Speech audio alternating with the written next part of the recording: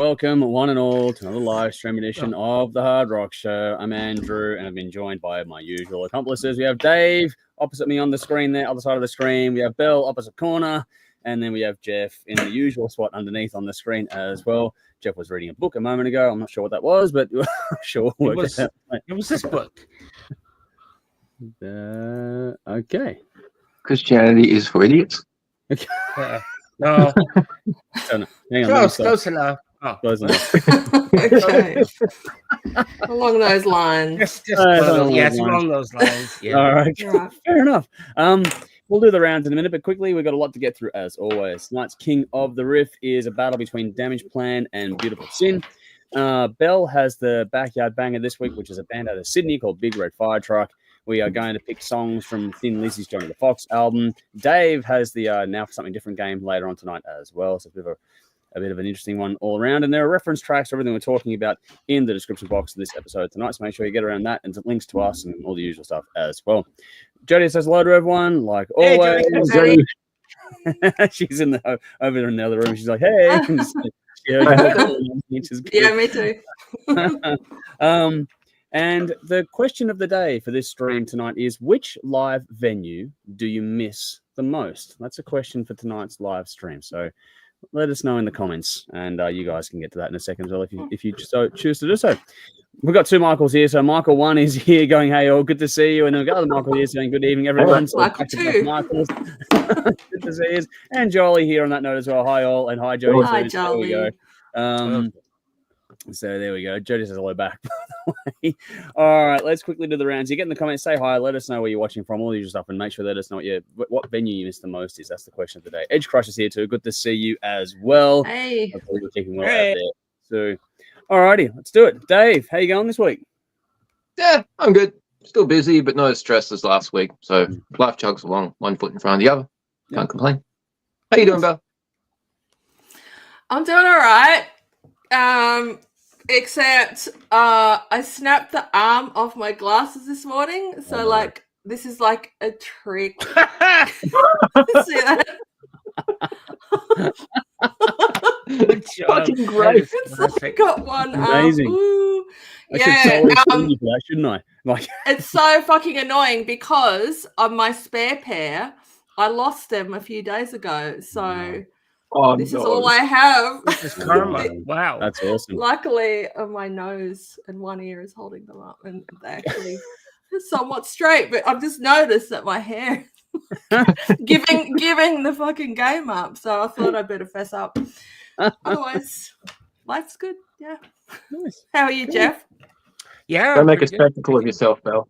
Oh, my God. There's Oh, Dave's contribution to the dad jokes for tonight. Did it? yeah, that's a good one. Yeah.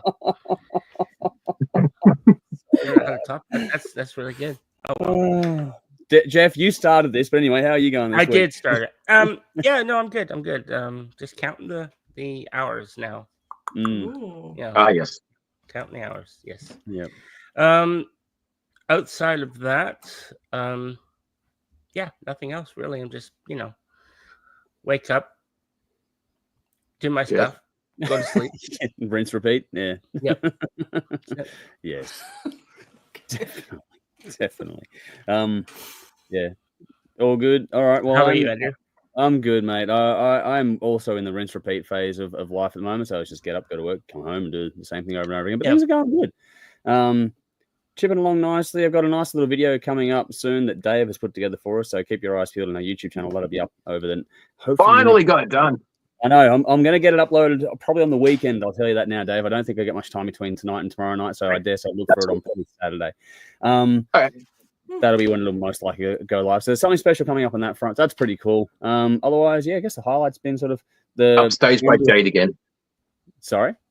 Upstaged by Jade again. Yes, I'm sure. I haven't had a chance to sit down and watch it properly yet, which is unfortunate. I've just had a quick skim through. I haven't had a chance to watch it, but I'm looking forward to doing that. But another She's awesome.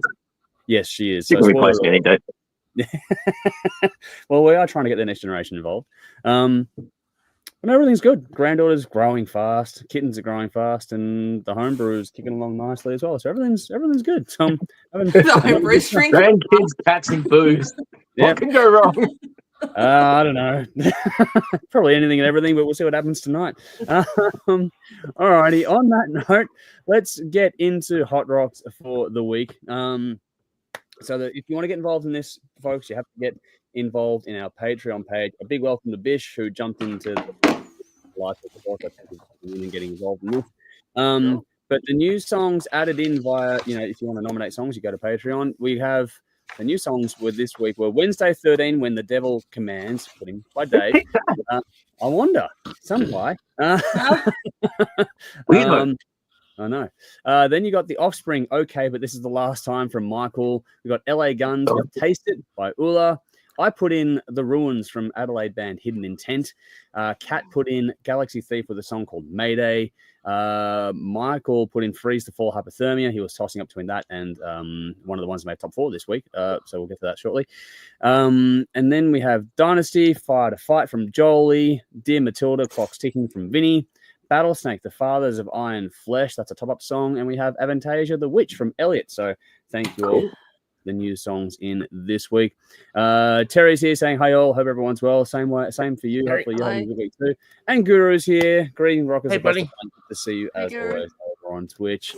Alrighty, which brings us now to the votes of things. And so there were some songs nominated last week that didn't get much love. So there was Ironstone, The Innocent Bleed, Dawn of Solace, Murder, and Angela Petrelli and the Players with No Quarter Live. None of those really got much love. So then we move on to the top 10. No real honorable mentions this week. Coming in number 10, actually, I go through the ones that are repeats. So number 10 is one from last week. So Days of Jupiter with Parasite was number 4 last week. It's now number 10 this week. Coming in at number 8 was Arch Enemy Paper Tiger after being at number 2 last week. And number 7 is Frost with Western Atmosphere. That came in at number 6 last week, was number 4 the week before. So it's starting to slowly work its way down as things go through, which brings us to the new songs. Number 9 was Morrison, Osborne, and Stevens with Gods of Rock and Roll. That one came in at number 9 this week. Coming in number 6 was Savage Land's Ruling Queen. Number 5, Sebastian Bach, To Live Again. Album was released last year, but the video clip was released only a few days ago as this all went through. So if it gets released in some way this year, it's eligible. And that brings us to the top 4, which without any further ado, let's get stuck into those ones and not drag this out any longer than we need to. So in the comments, there's a reference track for you. It's in the description box as well. We'll do that as we go through the whole thing here. But first up is the one that came in number 4 this week, which is Adelitas Way, What If You Go. This is the latest from the American band, though it seems to be either a re-recording or a re-release of a track from the 2009 self-titled debut album. Not sure of more details on that point in time. It was nominated by Kat, managed to come in 4th place, and as such was assigned to Jeff at random order this week. Not a band we spent a heap of time on the show over the years, but without any further ado, Jeff, over to you. Yeah, I like this, guys. They had a very familiar sound. To me, they really reminded me, I hope I don't get shot for this, but it reminded me of Nickelback. I kind of get what you mean, yeah. Yeah, there's just something about them. Maybe it's the singer. I'm not sure. There's just a gravelly something there. I don't know. But yeah, they're really tight.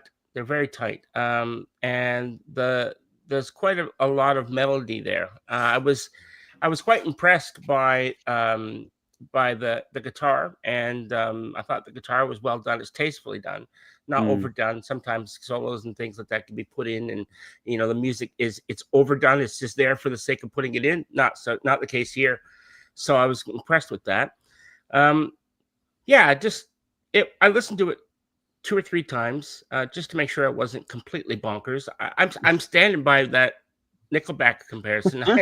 I get it every single time. Maybe no one else will, but I certainly did. Yeah, I like it a lot. So I'm going to give it 8 shots. Okay, cool. Nice. 8 shots from Jeff. Let's do the rounds. Thumbs up, thumbs down. How'd we go? I'm going to give it a up, thumbs up a little bit. Yeah, give it about 8. Cool song, modern sounding. Yeah. Cool solo. Yeah. 7 for me. Very much in the typical, if you think about it coming from 2009, it fits the whole, rock thing that was going on in 2009. So it definitely fits the vibe. Modern sounding, heaviest rock. That's still right. a good song. I didn't mind it. Yeah. Belle, any quick thoughts on that, or? Yeah, I actually wrote for all my non songs, all the songs that weren't given to me to review, I've written 1 line, and I wrote, I swear, a bit Nickelbacky, but otherwise fine. So There you Jeff, go. you picked it. I didn't get Nickelback at all. I didn't really either. I just got the whole Really? typical, yeah, I got, Oh, yeah. sorry, Wow. Nickelback. GMTA. That's all I got to say. No, they're too heavy So- for Nickelback. Yeah, I didn't get much Yeah, of I Nickelback. just- but- So the Definitely vocals, got yeah. Nickelback. Okay. Yeah. Well, there you go. At least you guys What do found you that. guys I just thought it think? was, very much American hard rock for radio at that point in time. Still a good song. I enjoyed Yeah, it. So yeah, there we go. absolutely. Very good. Yeah. Alrighty. Let's move on to the next one. Number 3 this week is Carly Jewell with her new single Burn. This is the latest from the Melbourne artist. Like I said, Carly Jewell. It's from the upcoming album There's a Jewel in Town, set for release June 2025 via X Music. It was originally a top-up song added into the list, but it ended up being 3rd place, and as such was assigned to Dave. We've had a lot of love for Carly Jewell and her work over the years, so let's see how Dave went with her latest. Over to you. Yeah, she's always released some really cool songs. There's a lot of fancy and complex music around these days, and it's refreshing to hear just a simple, straight-up song with a catchy hook and good storytelling. She's got a really good knack for writing good songs that are easy to listen to with catchy hooks in the chorus, but they also have some real-life drama in the lyrics, and her vocals are usually really good to reflect what's going on within the song. Apart from the lyrics and the vocals, the acoustic guitar really drew me in. There's a lot of other stuff that's happening, but once you lock into the acoustic guitar, it's all the way through. It's kind of lost sometimes within the mix of everything else happening, but this would simply work as a straight vocal acoustic song, but everything else helps make it a cool radio-friendly rock song. But yeah, I thought it was pretty cool. Gave it 8 shots. Horns up, Nice. thumbs up. Cool. All right. Well, let's do that. Thorns, thumbs over else. I'm going to give it thumbs up. I enjoyed this one a lot. Yep, thumbs up all around. For me, 8 shots for me. I agree with Dave about the vocals in particular. Her way of writing the lyrics and then her vocal delivery on top of it just nails a song. And for the ballad type effect, I thought that worked nicely here. So yeah, I liked it. Belle? Yeah, 7 shots. Nice track, tuneful, and very easy to take in and enjoy. Nice. Cool. Yeah. Jeff, final word? Yeah, 8 shots. I love this girl. She's great. She's fantastic. Obviously, we've done quite a bit of her over the last while. And yeah, she just keeps coming out with these bangers that she seems to know how to write. So keep it up. Keep it up. Love it. Cool. All right. Well, we'll bring on the album in the middle of the year, which I'm looking forward to. Yeah. It's going to be good. Vinny's here. Hi, all. Great to see you again. Likewise to you, Vinny. We've already started the dad joke, so now we know the party's really going to start. And Nicole's here too, saying evening all. Good to see you, Nicole. Hey, Hopefully Nicole. keeping well. Stay out of the weather. I know that we're both about to get an interesting little period of time coming up, but hopefully it'll avoid us all. Anyway, on to number 2 for this week. BX Sabbath, quickly. BX Sabbath. Question for Jeff. If you had to sum up Rush in one genre, what would you choose? Okay. Prog. That's what I thought you'd say. That's what I thought you'd say. There you go. Asked, answered. Yeah, I think so. But nice one. Thanks for jumping in there, BX Sabbath. Good to see you. Thanks for jumping in. Absolutely. I like it. Yeah. That's cool. Happy to help. Yep. There you go. Hopefully that answered it for you. Hang on. Before we do, Vinny says a pair of 7s for me, Adelitas Way and Carly Jewell, both great to digest. So there we go. A pair of 7s from Vinny so far. Great. On to number 2 this week, though, which is Fading Hour with Asphyxia. This is the brand new single from this Melbourne band, something like 13 years in the making, if I'm correct. This is the first time the original lineup has come together in full for over a decade, and after it came out after like a chance meeting, things just suddenly seemed to feel right and for the band to get back together. And here they go again. Nominated by Michael. So, Michael, if I'm wrong, correct me in the comments. This came in number 2 this week, was assigned to Belle. So, let's hand it over. Michael 1 or Michael 2? I don't know. Get in the comments. Let us know. I forget now. I can pull it up later on. Kat's here too, saying hello, everyone. By the way, so good to see you, Kat. Hopefully you're keeping well. But anyway, Belle, over to you. All right, guys. Look, I'll start with an apology because I was listening to this and writing stuff down. I ended up with 3 pages, so you just have to bear with me. Oh wow. Okay. Sorry. Oh, stop dream feeling, for Christ's sake. No, it's its own thing. Anyway, like, now you know how it feels, Dave. Yeah, exactly.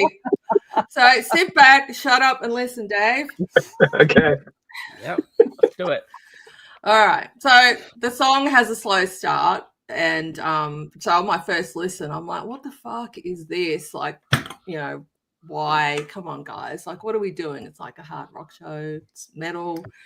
But after listening to this song all week and understanding that, among other things, this is a song that builds. So the atmospheric, slow, dreamy synth intro works perfectly once it's in context of the song. And I actually love the intro to this song now. I think it's just beautiful. So while the song has a build, the band mostly stay within the same few chords all the way through, which I think gives the song an intimate feel. But they did a lot with these few chords because there is so much movement in this song, not just in its build, but as it moves between sections. I think the busy drums throughout have a lot to do with this. They're particularly impactful in the first half of the song when the music is more pared back. The drummer is doing all sorts of interesting things during the musically sedate verses and such. He could have just settled into the background, but I'm glad he didn't because it's different and it's fantastic. And it really counters the somewhat drony laid backness of the guitar and the vocals. I think this drummer's fucking great. I love what he's doing. It's possibly drum track of the year. I know it's not a top 10 category, but yeah, one day, I'm sure. Fucking awesome. Eat your heart out, Portnoy. This is how it's done. Wow. Kidding? Wow. Here we go. Shots fired. Yeah. Shots fired. At Mike Portnoy. No, he's cool. He's So just crazy. yeah, sorry, Mike. When I say drony, though, I don't mean that as an insult or a bad thing. I couldn't think of a better word for it. I'm sure there is one. But I think droniness in like an Alice in Chains kind of, I know it's not, it doesn't sound like Alice in Chains, but in that way, it's like a cool thing in that it gives the song a certain mood. Like if you've got things kind of droning, it creates this mood, and they pulled this mood off really well because this song is moody as fuck. If they wanted to musically portray asphyxia, they have succeeded. And you can't set lyrics like this and play riffs in like a C, G, F major. I know I said earlier the song is based around the same set of chords, but there's an addition of a couple of different chords at the end of what I'm going to call the bridge. I think it's the bridge. It gives you an ooh moment. And they're played under the lyrics, anger now entwined with sorrow, sweet delight. And I like that they did that because they're the only somewhat positive lyrics in the song, and there's a brief moment of musical uplift. Or maybe I'm overanalyzing the song. I don't know. I don't know if I'll ever find out. But that's what I got from it. Yeah.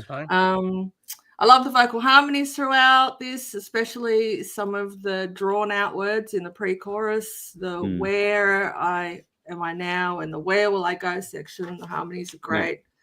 They had some fun with time signatures here, obviously, which always sounds cool when it's done well, but not overdone, I should add. Love the synth strings all throughout, but particularly towards the end when everything is up and on as the song reaches its crescendo. And for me, this is the kind of song that when it ends, you just slump back in your chair and you're like, whew, yeah, there was just so much tension as it built up. What else? The bass guitar just thunders through this thing. The guitar work is fantastic. The solo is perfect for the mood of the song. It was restrained, moody and atmospheric. This was not a song to shred to. We really needed a mournful solo, and that's what we got. The singer's fantastic. The songwriting is fantastic. The layering, the thought that has gone into the layers of this song, I'd say that I've listened to this song about a dozen times over the last few days, and each time I will hear something new, something else at some point along in the song that I haven't noticed before. It's just phenomenal. I can't say enough good things about this. It's definitely a grower. it gets under your skin the more you listen to it. So do more than 1 or 2 listens. I think you'll be rewarded. I hope I get to hear more of these guys in the future. I'm glad they're back and reformed and doing this because this is fucking great. I'm going to give it a 9-shot score because I want to leave room for a future 10, guys. Nice. If you see this, cool. give me a 10. Yeah. But it was really difficult to not give this a 10, but I thought, no, I'll hold it back. So, yeah. Anyway, in case you didn't know, I fucking loved it. That's cool. Nicely done. I got some comments about who said what and who voted for it, so I'll get to those in a second. Cool. But let's do the rounds here. I'm going to give this a big thumbs up. I fucking all horns up. What even do I enjoyed the shit out of this. No, Dave in the middle somewhere. And here we go. Yeah. And Jeff. Look, it's all done well and everything. What Belle said was fucking great. That was a great review. There's lots of layers and everything. But I get it's a slow build, but by the time it gets to the destination, I'm fucking bored shitless. Okay. It's very long, very droney, and I listened to it half a dozen times, and no, it did not grow on me. In fact, I liked it less and less every time I heard it. Oh, wow. Like, get to the fucking point. It is so slow and fucking boring. Okay. So, yeah, nah, not for me. Like, it's well done, but as far as music to listen to, it's just like, fuck. I thought the Pearl Jam album Yield was a cure for insomnia, but this takes the fucking cake. Oh, wow. Okay. Yeah. There we go. All right, Jeff, any thoughts on this? No, I couldn't. I really like the song. I enjoyed it. I thought it was quite well done, as everyone has said. So that's I think that's a test, and great review, Belle, by the way. That was really good. Well done. Yes, thank you. But sorry, I just like, I've got to write this and I've got to write this. Yeah. Oh my God. That was really good. It was really well done. I loved it. Oh, I enjoyed it a lot too. So I'm gonna give it 8 shots because I think it's worthy of that. I think it's well done, well crafted. Yeah, it might be a bit long. It might be a bit, as Andrew said, drony, I think at times, but I don't think that's or Dave said that's I don't think that detracts from it. I think they're trying to tell a story. I guess, but people would say, new Maiden songs are too long. Find an edit button, cut half of it out. They couldn't cut half of this out and achieve exactly the same. Just too fucking long. I don't know. I liked the build personally. I thought the drama was there. I thought it paid off for me. So I'm with Belle and that I got the payoff. So it's different. It's interesting to get different opinions on all these songs. And I liked how it obviously captivated Belle enough to go like really in depth, which is cool because some songs will just grab you and take you away for a ride. And I'm glad you explored that and showed everyone that. So well done on that. Yeah. But I thought I loved the drumming was very Tool-esque for me. That's probably why I didn't like it. Possibly, because I know you're not a big fan of that one, Dave. I thought the riff composition was good. There were some cool little different flavors in there too. Some Eastern flavors got added in as the song went along too, which I thought was a really nice touch. I liked it a lot. I gave it 9 shots. So there we go. I'm a big fan of this one as well. Michael's gone. It was nominated by me. Michael G. Michael won, which means Michael 2 said it was voted for by me. Wow. Just to fucking make things really interesting. Yeah. Rowan's here. Good to see you, man. Hey, well. Good to see you. Craig's gone. Evening, everyone. Good to see you too, Craig. Hey, Craig. Here we go. Michael's gone. Michael, nice try. There we go. I'm more worried about you up there, Andrew, but I'm enjoying a bit of a breeze we've got going on. We're okay up here at the moment, so we'll see what happens. In case people don't know, there's a cyclone that's formed up to Category 4 off the coast, so we're sort of waiting to see how. That's all we need on this show. Feeling a bit of a breeze was an understatement. I suspect. We're not. It's not going to get us yet, so we got probably a few days away yet. We'll see what happens. Michael says, I was hoping Pete would be hitting up to hear the Fading Hour review, but he's working. Alas, I'm sending him the link to this stream. Nicely done. Russell's on. Algo brought me in, dropping a drive-by like. Thank you for that, Russell. Good to see you. Hopefully you're keeping well out there, and hopefully you enjoy what you see here. Michael says, Fading Hour's next song's dropping in March, I believe. Okay, cool. A few of us are going to be very, very keen for that. Yeah. Sean over Sean over in WA. Evening Legends. Good to see you over there. Hey. Hopefully you're keeping well. Hi. Vinny says 5 for the song, 8 for Belle's review. I agree with that. Yeah, it was good review. Thanks, Vinny. Then we got here, what do we got? Craig says fading out, 7 shots, and then we've got a few here. Russell says, yeah, but Bruce Dickinson stuff is also very rhyme with the Ancient Mariner by 10. Bros like your stories. And to be fair, I'd be into Dickinson spoken word story session. So there we go. There's some people like that style of thing, which is cool. The Mandrake Project was a great album, by the way. If you haven't checked it out, you really should. We all liked that one. Nicole said, perfect cafe music, meaning I like it, but just hanging in the background. So there we go. Elevator music, like yeah, music. Oh, anyway, music. Yeah. Let's not. It's Let's the go slowest fucking elevator ride to 100. Well, we're going to change vibes and go to the number 1 song this week as voted on by Patreon. So number 1 this week is Legs Electric with Volcanic. This is the latest single. Sean, good timing to be here, actually. This is the latest single from the Perth band, and this one comes on the heels of Glass House about 6 months ago. If you like this and the last track, then there's also a couple of EPs to go and check out as well. I'm not sure what's coming up next this year. I'm hoping there's more music coming from these ladies because I think they're fantastic. But we've been following them for years. I've interviewed them in the past. Got assigned to me this week, which is cool. And so all that said and done, let's get into it. Sean's gone great track. Well, I'm going to say, yes, I fucking agree with you. I love the riff on this one. Seriously. Yeah. Right from the start, the energy is fucking infectious, and I could not stop spinning it. For me, it was immediately memorable. It just gets its hooks into you and just does not let go. The performances are fantastic. The mix is perfect for this style of music too. It's just straight up hard rock. It's all about the riff and the melody and the energy in it, and it has that for days. It's got bite, attitude, heat, a great solo in there as well. I love the fucking solo. There's nothing complicated here. This is, not fading out. This is a very just straightforward, hard rock song, but it just leaps out of your speakers in the best possible ways when you put it on. I was hooked from the first spin, and like I said, could not stop listening to it. I love that there's a nice little slower section in after the solo that really sort of lets the drums step up, and Carla does a great job as always there. And I think the backing vocals, the sort of almost haunting aspect, is a really good little touch in there as well, and it sort of just sets up the close of the song damn well. The part in that moment, though, is the wail that comes in when it just builds to that final crescendo. And for me, that was like icing on the cake. It was just like the final, okay, cool, I'm done. This is just brilliant. I loved it. It closes off pretty quickly after that. But I love this to bits. They've done something really cool. It's that whole thing where there's nothing new under the sun. So, it's one of those songs that you might have some other bits and pieces that you feel like you've already heard or know before, but they've done something that still smacks you in the face and is still memorable and still original, even though it feels familiar at the same time. I think this is fantastic. Could be one of the best songs they've ever done as far as I'm concerned. So 10 shots from me. I fucking loved it. I could not stop spinning it. So I'm going to go all the way. 10 from me. So over to you guys. How'd you guys go? Yeah, give it an 8. Fucking everything you said, you don't have to reinvent the wheel, just write a cool fucking song that's memorable. So happy with that. And as you said about the guitar riff, I think they always write good guitar riffs. I remember that EP we listened to in the Cranbourne studio half an hour before we reviewed it. That was filled with cool riff.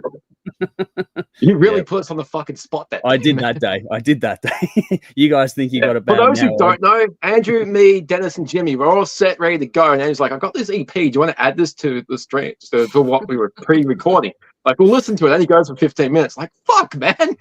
One listening, we're going to review it. Okay, fine. Yeah, we did it. That's how we were back then. Things were very, very chaos. I've gotten better over the years, slightly, a little bit, not much, but a little bit better over the years. We were younger. Even Johnny's laughing in the background, going, right. Yeah, the peanut gallery. Anyway. Bell, we were young and drunk. We were drunk. That was the fun part of it. That was always the best part of the day. So that's all right. Bell. Yeah, 7 shots. Good song for the genre. Yep. Cool. All right. Jeff?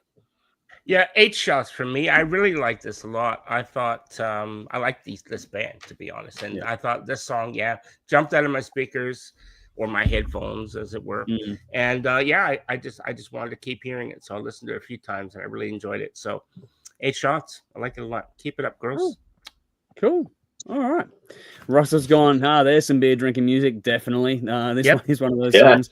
Jolly says, this is brilliantly catchy. Loved it. So there we go. Michael says, this track rocks hard. Loved it from the first listen. Russell, it's a foot stomper. That's it. It's got that feel about it. Jolly says 9 votes. So cool. Vinny says 10 for Legs Electric, going to the early crow for top 10 song of the year. So wow, I think we could probably, if Vinny goes, are we going to see this song every week? I have to say, if past performance is an indicator of future performance, we could be seeing this song for a while. There we go. Russell says these numbers are all relative to me because I don't know any of these 4 bands, but none of it's bad music. It's all good stuff. What we do for those that, like in Russell's situation, for anyone watching later on, we have a Patreon page. People get in there and vote on songs. So people nominate songs, then we get them to vote on it, and this is the most popular ones. And so the top 4 are the ones we talk about as a part of this process every week. Nicole says ZZ top 5s, but done better. Wow, there we go. Ross said I was getting some Aerosmith, Buckcherry vibes from me. Yeah, there's a bit of everything in here. But then like the music sounds like music I already like, so I'd never hear new music. Or I'd never hear new music there. So there we go. Craig says Volcanic 7 shots, great musically, and the lyrics are good. If you just want to switch off the brand for 4 minutes, nothing new, solid rock song. And Nicole says I'm the same. So yeah, I like music that sounds like music I already like. Otherwise, I'd never hear new music. It's a good way to I get that's a fucking great comment. Yeah, no, good gateway. Because all this young people music is scary to me. Yes, we did this last week. Jesus. I won't go on. No, it's all good. And Ross has gone, the vocals. PJR, how are we doing, rockers? We're good. How about you? Hopefully you're having a great week out there. And for the newcomers out there, we do ask a question every stream. We're going to ask the question tonight, and we've done it already, but just for those catching up. What is a live venue that you really miss? What live venue do you miss the most? Quickly here, final one. Russell says could have been Rev Theory, Buckcherry. That whole segment is right in it. Yeah, I agree. It could fit with any of those bands. So there we go. All right, for you guys, this is your chance to go and get a drink because this is where I go through the hard rock happenings for the week. So you can do whatever you want to do in this moment. But for news, we're going to start off with the bad news refuses to wait segment, and then we'll do the good news after because former Annihilator vocalist Coburn Farr has passed away at the age of 62. No further details have been released at this point in time. We'll leave that to the family to do their thing there. But I know that he was on one of the band's biggest albums, and Neverland, and certainly made an impact on many. Our thoughts and condolences, obviously, to all those that knew and loved him. In speaking of live music scene as well, on the question of the night, another blow to live music here. The Gasometer in Collingwood is set to close its doors at the end of March. There is hope that new management will take over and things will somehow continue in the way they have been. But as of today, the doors are still set to close March 31st, 2025. There's a little more to the story for those interested in tracking it all down. I'm not going to go through all here, but I'm more concerned about, losing a venue. So we'll see what happens there. On an interesting one here, this is some stuff here that's come through our Discord channel. Phil from a YouTube channel called Wings of Pegasus, which is something that Jody and I have actually watched a little bit of, is launching a new project called Authentic Vocal. There's a website, YouTube, and Instagram page for this, so you can go and find more about it there. But the mission of this project is to independently verify whether someone is actually performing with genuine vocals live or they're lip syncing or auto-tuning, whatever else have you. So the goal here is to promote and encourage genuine live vocals as a protection for consumers who want to, pay for a live show, go and get a live show. That's the whole idea there. It's something that's new and been launched or in the process of being launched right now as we speak, I think.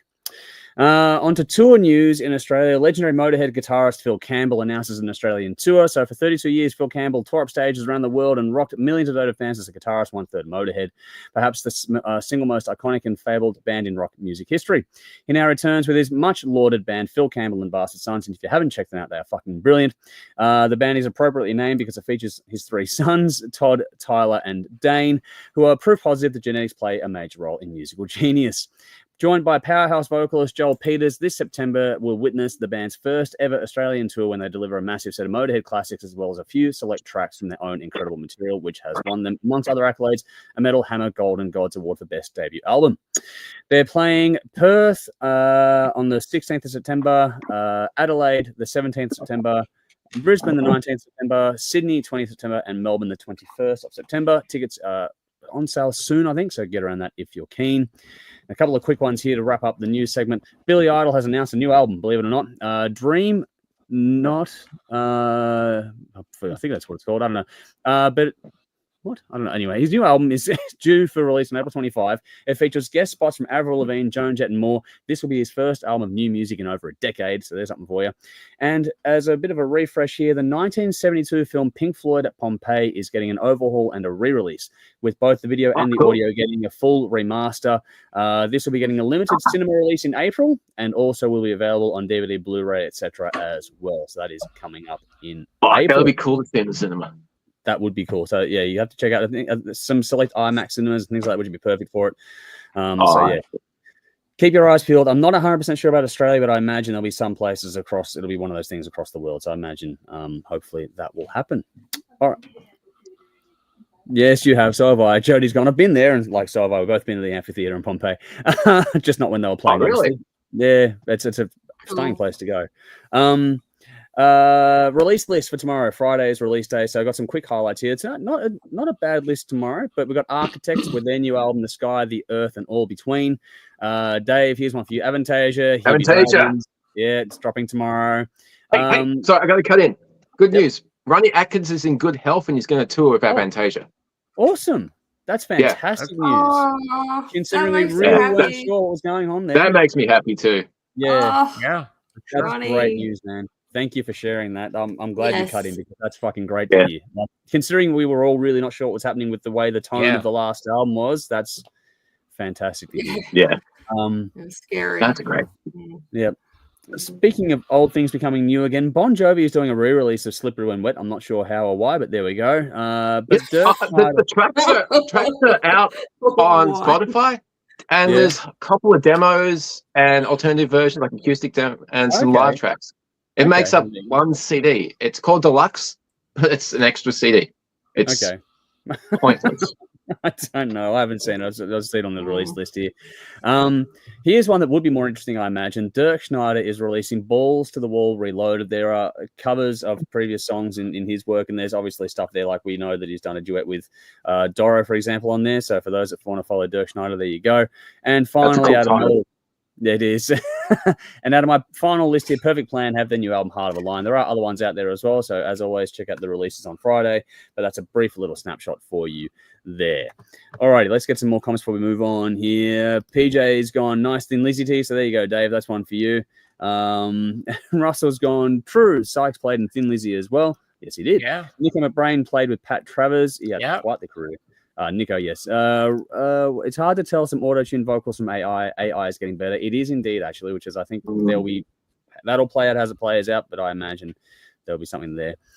Nicole says, I really missed the Art House. That's an interesting venue there. Yeah, that was a cool one. What do we got here? Vinny says, Dear Matilda at the Gasso next weekend. Wicked Smile tomorrow night. Great time to support local rock. So there you go.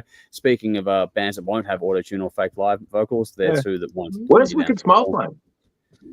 Where are Wicked Smile playing? I'm not sure. What's the venue, Vinny? Kat says, that will be awesome, Pompeii. That will be very, very cool. Saturday night for Wicked Smile, excuse me. Okay, well, there you go. Let us know where, Vinny. I love Phil from Nicole. That's the stuff there about the auto-tune thing. And Kat says, Gilmore did a great gig there a couple of years back too. Yes, he did. That was fantastic to see too. Russell says, I'm in Halloween Town. The Twilight House is here too. I don't think my list of disappeared venues in Oregon, USA is probably relevant. You can give us some though, man. Whatever you think is it's important to you. But thanks for jumping in and hopefully all is well over there for you, man. It's good to see you're not the only one from America. That we have other Americans that watch us. So if you feel like jumping in and letting us know some of your venues, then have at it. Craig says, Harem Scarum have 2 new songs out with the album dropping April 25. Harry Hess and Pete Lesperance are truly the Lennon McCartney of the melodic rock world. High time we gave them some love on here. Well, we can put those songs forward. We'll see what happens. We did an album 2 years ago, didn't we? We did do part of the Canadian Blame Canada battle. Canadian battle. I think so, yeah. Jeff, remember? I don't know. Yep. Yeah. Okay, there we go. Canadian. There we go. Russell says, hey, both except Udo toured last year. Yes, they did. And Udo's, I don't know why he's not doing it under Udo. It's just under Dirk Schneider. But yeah, anyway. Fading Hour here. Fading Hour represent. Hopefully you enjoyed Belle's in-depth review of your song. I'm sorry it's already been done, but you can scroll back. But I'm glad you're here. Good to see you. Hopefully you're all keeping well. And well done on the new song. Looking forward to much more from you guys. Hopefully. Yes, amazing. Very, very cool stuff. Michael says, Russell, even though you're here with the Wild Colonial Boys, your perspective from where you're at is 100% relevant. So there you go. There's some love for Russell overseas. Wait, which colony? Well, it depends on which colony you want to call it, because we are currently in Australia, but there are sub-colonies there as well. We're all over the country. We have Victoria, Queensland, and Tasmania present here. Except a great live from Nicole, which is cool. PJ says, "Hey, Rip, R.I.P. Rick Buckler of the Jam." I didn't know that. Okay, thanks for sharing. Again, all those things are sad, and condolences to anyone that knows and loves anyone that loses people, because that's a shit time. And unfortunately, we're going to see more of it as everyone we know gets older. That age. It is. Michael says, TDT playing with Wicked Smile 2. That will be fucking great. Oh. Where? Please tell Dave where. Get Hard Music is here saying, I'll get to see you. Hopefully, I'll keep it all over there. Majestica launched their new album a few weeks ago. We did cover that on the stream, I think, last week, Nicole. But yes, we are. It is on my daily listening playlist. It's cool. Majestica dropped a new album. Yeah, it's already out. Oh, new album. Yeah, new album. P Junior says, "How is Accept live? Bet that was good. How? Yeah, I've heard nothing but good things about him. I'm on a Jerry Cantrell Boggy Depot bootleg. Leadbeater Hotel. Leadbeater Hotel. There you go. Yeah. Okay, cool. Yeah, nice. Oh, there you go. You found it before anyone got. There you go. It's funny because Vinny's just put it in the comments about Leadbeater Hotel for Wicked and Wicked Smile. Yes, man. I'm on a Jerry Cantrell Boggy Depot bootleg from La Luna shouting out some stupid crap at the 100% wrong moment. Okay, I want to go and check that out, Russell. That would be fantastic to go and find that. La Luna is way gone. Okay, wow, there you go. Well, maybe that's the venue you missed the most, which is cool. Thanks for sharing that. That's cool to get little stories like that, because we do love little places in time. Craig says 5 years ago was their last release. Now I've got to scroll back through to which one this is on, because we're fucking moving here tonight. Harem Scarum. Okay, there you go. Yeah. Fading Out says, Legends, you're welcome. What do we got here? La Luna, Portland, Russell. I don't know. There we go. Yep. Okay, they're back and forth there. So Russell says, I yelled, play something weird. So Jerry went into a Knights in White Satin Swingtown medley. Nice. He's gone, man, I was so trash. That is brilliant. Yeah, Vinny's on Leadbeater Hotel. Hard Music says, we can smile at Leadbeater. You're getting all the answers. Thank you. Saturday night, noticing a trend here from Michael. And Nicole says, Electric Callboy dropped a new song last week. Okay, cool. I'll have to go and check that out as well. There's so much new music already happening this year. It's not even close to funny. Vinny says, good thing Fading Out only just joined us after the awful things Belle said earlier. Oh my God. Take that statement, because it's Vinny, and flip it in reverse, because Vinny won't trust anything he says. And Ross has got a couple of stories about drinking with Pantera too. Wow, that's cool, man. Yeah, that's fantastic. Wow. All right, going to keep us moving, because now it's time to move over to the Backyard Banger segment of the show, where we put the spotlight on an Australian artist. And Belle has the homework this week. It is a band called Big Red Fire Truck. The EP is Trouble in Paradise, 6 tracks, 20 minutes. The second EP from the band out of Manly Beach in Sydney. Released August 2023, independently, produced by Clayton Segalov at the Brain Studios in Sydney. 3 singles have been released from this, including Love Bite and the title track. A bit harder to track down heaps more info, because I did look hard and it's hard to find it all. But it's a band that's worth noting, because I became aware of them after we started mutually following each other on TikTok, of all places, and started, seeing what they were putting out, and made me very curious to go and check out more, and liked what I heard. And so we assign albums every week to someone. And Belle, you have the homework this week, so over to you. All right. Well, I wasn't sure where this album was going when it started, because that opening track could have led anywhere. It really could have. Like, I was getting, I don't know, like an ELO vibe. I'm like, oh, what is going to happen here? But it was cool, because anything synthy kind of tickles me a bit. I don't mind a bit of synth. Yep. But then the title track kicks in, and I was relieved and happy. Definitely an old school kind of AOR sound to this song, and it brought to mind one of my longtime favorites, Roxas. So yeah, this song, this title track, was just a perfectly executed melodic hard rock song. I fucking give this song alone 10 out of 10. It was really good. Wow, nice. And then they leaned well into the Sunset Strip vibe on the third track, Love Bite. So no complaints there. It's incredibly well done. And honestly, I think it's done a lot better than a lot of the Sunset Strip era bands, especially that third wave that Dave was talking about the other week when we reviewed that fucking horrible Lost album. Boys. Lost Boys. Yeah, Bad. Lost Boys. Yeah. Oh my god. Got So the this Trauma shit all dump. over Anyway. that, and yeah. Thank God that's gone. Yeah, it was cool. It could have quite comfortably been on any Warrant album. I think it's that caliber. Yep. Moving on through the album, Psychotropic Thunder is really cool. I get again more of the AOR vibe. So yeah, melodic hard rock sound that we got in Trouble in Paradise, but like more of a European style hard rock on this one, which is definitely my personal preference over the US style. No offense to the Americans out there. So either way, this song is really good. Really cool chorus. Guitar work's fantastic. It just wailed along with the vocals beautifully. And given this song is about the Predator movie where nearly everyone gets killed, it was surprisingly peppy and upbeat. But hey, it's all about keeping positive attitude until the moment you get skinned and hung upside down in a tree, right? So that's what I got from that song. It bleeds. Don't worry, be happy. Anyway. Miami Skies had a cool opening riff and then a lovely simplicity to it. It almost had a pop punk vibe, like the band's Story of the Year, or maybe if Blink-182 wrote a good song, it sounded like that. Gorgeous vocal harmonies in that one, especially that final note. That was a really nice moment. And a great chill out track to close the EP in Hot Summer Nights. Had a real The Darkness vibe. I keep referencing, but I just kept getting all these different kind of bands coming at me through this EP. They're quite diverse. It's like for an EP, it's great. So good vibes. The EP artwork is fantastic. And besides just being a really cool image, it just matches the music so perfectly. I think they did well there. Overall, great party album, something you would absolutely put on in the background while having a barbecue and beers. Yeah. But it also has oodles of substance, and it was just a joy to put on under headphones and immerse myself in these songs as I was writing this out, and again, subsequently, just through the week. So it works perfectly either way. These guys know how to write great songs that are catchy, engaging, and leave you wanting more. And I really hope they get the support and recognition they deserve and they keep going.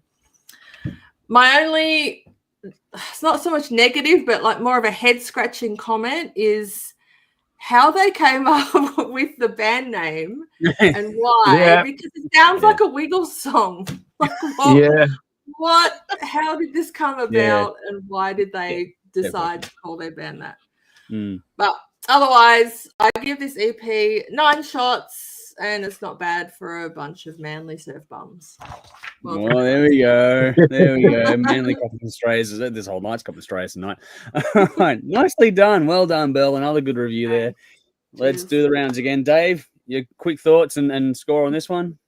Yeah, I pretty much just echo everything Belle just said. It's fucking great. Cool listen. Definitely some Darkness vibes. If you like that whole Sunset Strip, if you like AOR, if you like hard rock, Darkness. If you remember that band from the UK, Jet Black, about 10 years ago, I got some of that as well. Yes. They were fucking cool. Good call. Yeah, they were a good band. Yeah. They're gone. Yeah, there's some awesome solos on here, catchy songs, but yeah, 9 shots as well. It's great. If you haven't heard it, listen to it. Jeff? Cool. Yeah, can't add anything. You guys have pretty much taken the words right out of my mouth. It's a really good effort. I really enjoyed it. Lots of energy as well. I was gonna say it, but no, I enjoyed it, so I'm gonna give it 9 shots as well. I think it's definitely very cool. I like these guys.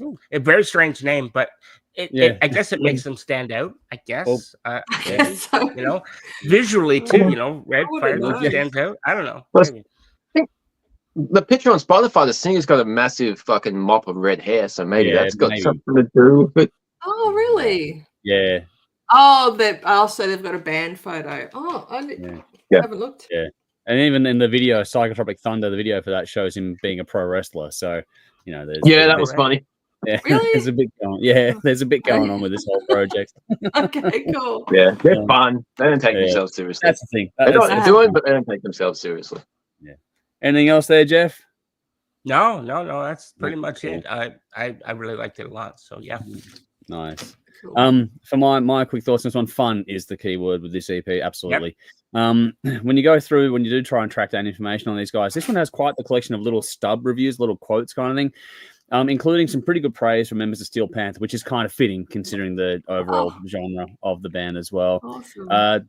Big riffs, bigger hooks. This is right out of the 80s and 90s, but, it's still fun, but it's crisp and fresh and very present today too.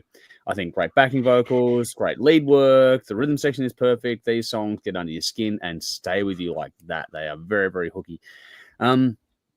But yeah, this whole EP is one hell of a party. I love the energy. It's got a bit of bite, which is really cool. Yeah. And they've done this really, really well while also avoiding so many of the pitfalls that other bands do fail to miss kind of thing. So this is cool, fun, entertaining, and simply rocks. So 8 shots from me. I loved it as well. So I think it was really, really cool. So well done all around. It's not often we all completely agree, but I think that's about as close as we're going to get. Produced well as well. Whoever it was, yes. Great. Yeah. Sounds great. Sounds great. Yeah. That is by Clayton Segalov at the Brain Studios in Sydney. So there you go. That's the production there. Jeff has the homework next week with Battlesnake, the rise and demise of the Motor Steeple. That is Jeff's assignment next week. We'll put that into the current listening playlist as the next day sort of wears on. So that's Jeff's homework next week. Let's go quick comments here. I may not read everyone's comments out if we're going to get a lot of them, so I'll see how we go. Hard Muse says new Black Label. Yes, they did drop a new song. I'm looking forward to checking that out. Craig says so bad we cannot repeat them. That's about the quote-unquote bad review, which is not true. Nicole says I missed that week back to Majestica. Russell says, at Nicole, I've been stuck in the new Unleash the Archers video. Gods in Decay, it was just stupid catchy earworms front to back. Wow, there we go. Love that band. Yeah. New Black Label Society song, Lord Humongous, kicks ass. Very obvious. Mad Max 2 homage. Ross says, well, it's better than the video with the leprechauns, but not quite as good as the horse heads. Leprechauns are fun. Yeah, okay. There's some good. This is going to be fun. PJR says, I missed that week. I feel naked and alone. Okay, I'm fine now. Glad. All right. Yeah, no, Russell, you do what you got to do. Better back. Dan, good to see you, Dan. He's going, g'day, Jeff, you bloody legend. Looking good, my brother. So there we go. There's some love for Jeff there. Thanks, brother. On to Big Red Fire Truck. Russell says, oh, it's like Firehouse and Winger Punchy, like mid-career Doc and original lineup. Wow, honestly, do not like the video, but do want Bros Charvel. Great tune. So there we go. TJ is laughing at the Firehouse reference. But then I like Steel Panther, so my opinion is probably terrible. No, we like Steel Panther. Well, earlier stuff more than the later stuff we do. Yeah. First 3 albums. First 3 albums, yeah. Nicole says, Big Red Fire Truck. I like the pickup in the video. Okay, that's diplomatic. What song did you put on? What song did you link, Andrew? The reference track was Trouble in Paradise, the title track. So okay. Yeah. Oh, that's a good one. Great hick. Yeah. Hick. Pretty high right now, so I forgot I was typing again. But man, metal music is like good comfort food, so it worked out. That's all good, man. You keep enjoying yourself over there. Fucking, this is great. Like an AI smooth video. Yeah, probably weird upscaling, I would argue. And it depends too, because you'd have the NTSC format possibly over there, and it's PAL here, so it might be a bit of a weird scaling reference there, depending on that itself. He's gone, the content itself was okay. I was just not really mean to the video producer. No, it's all good.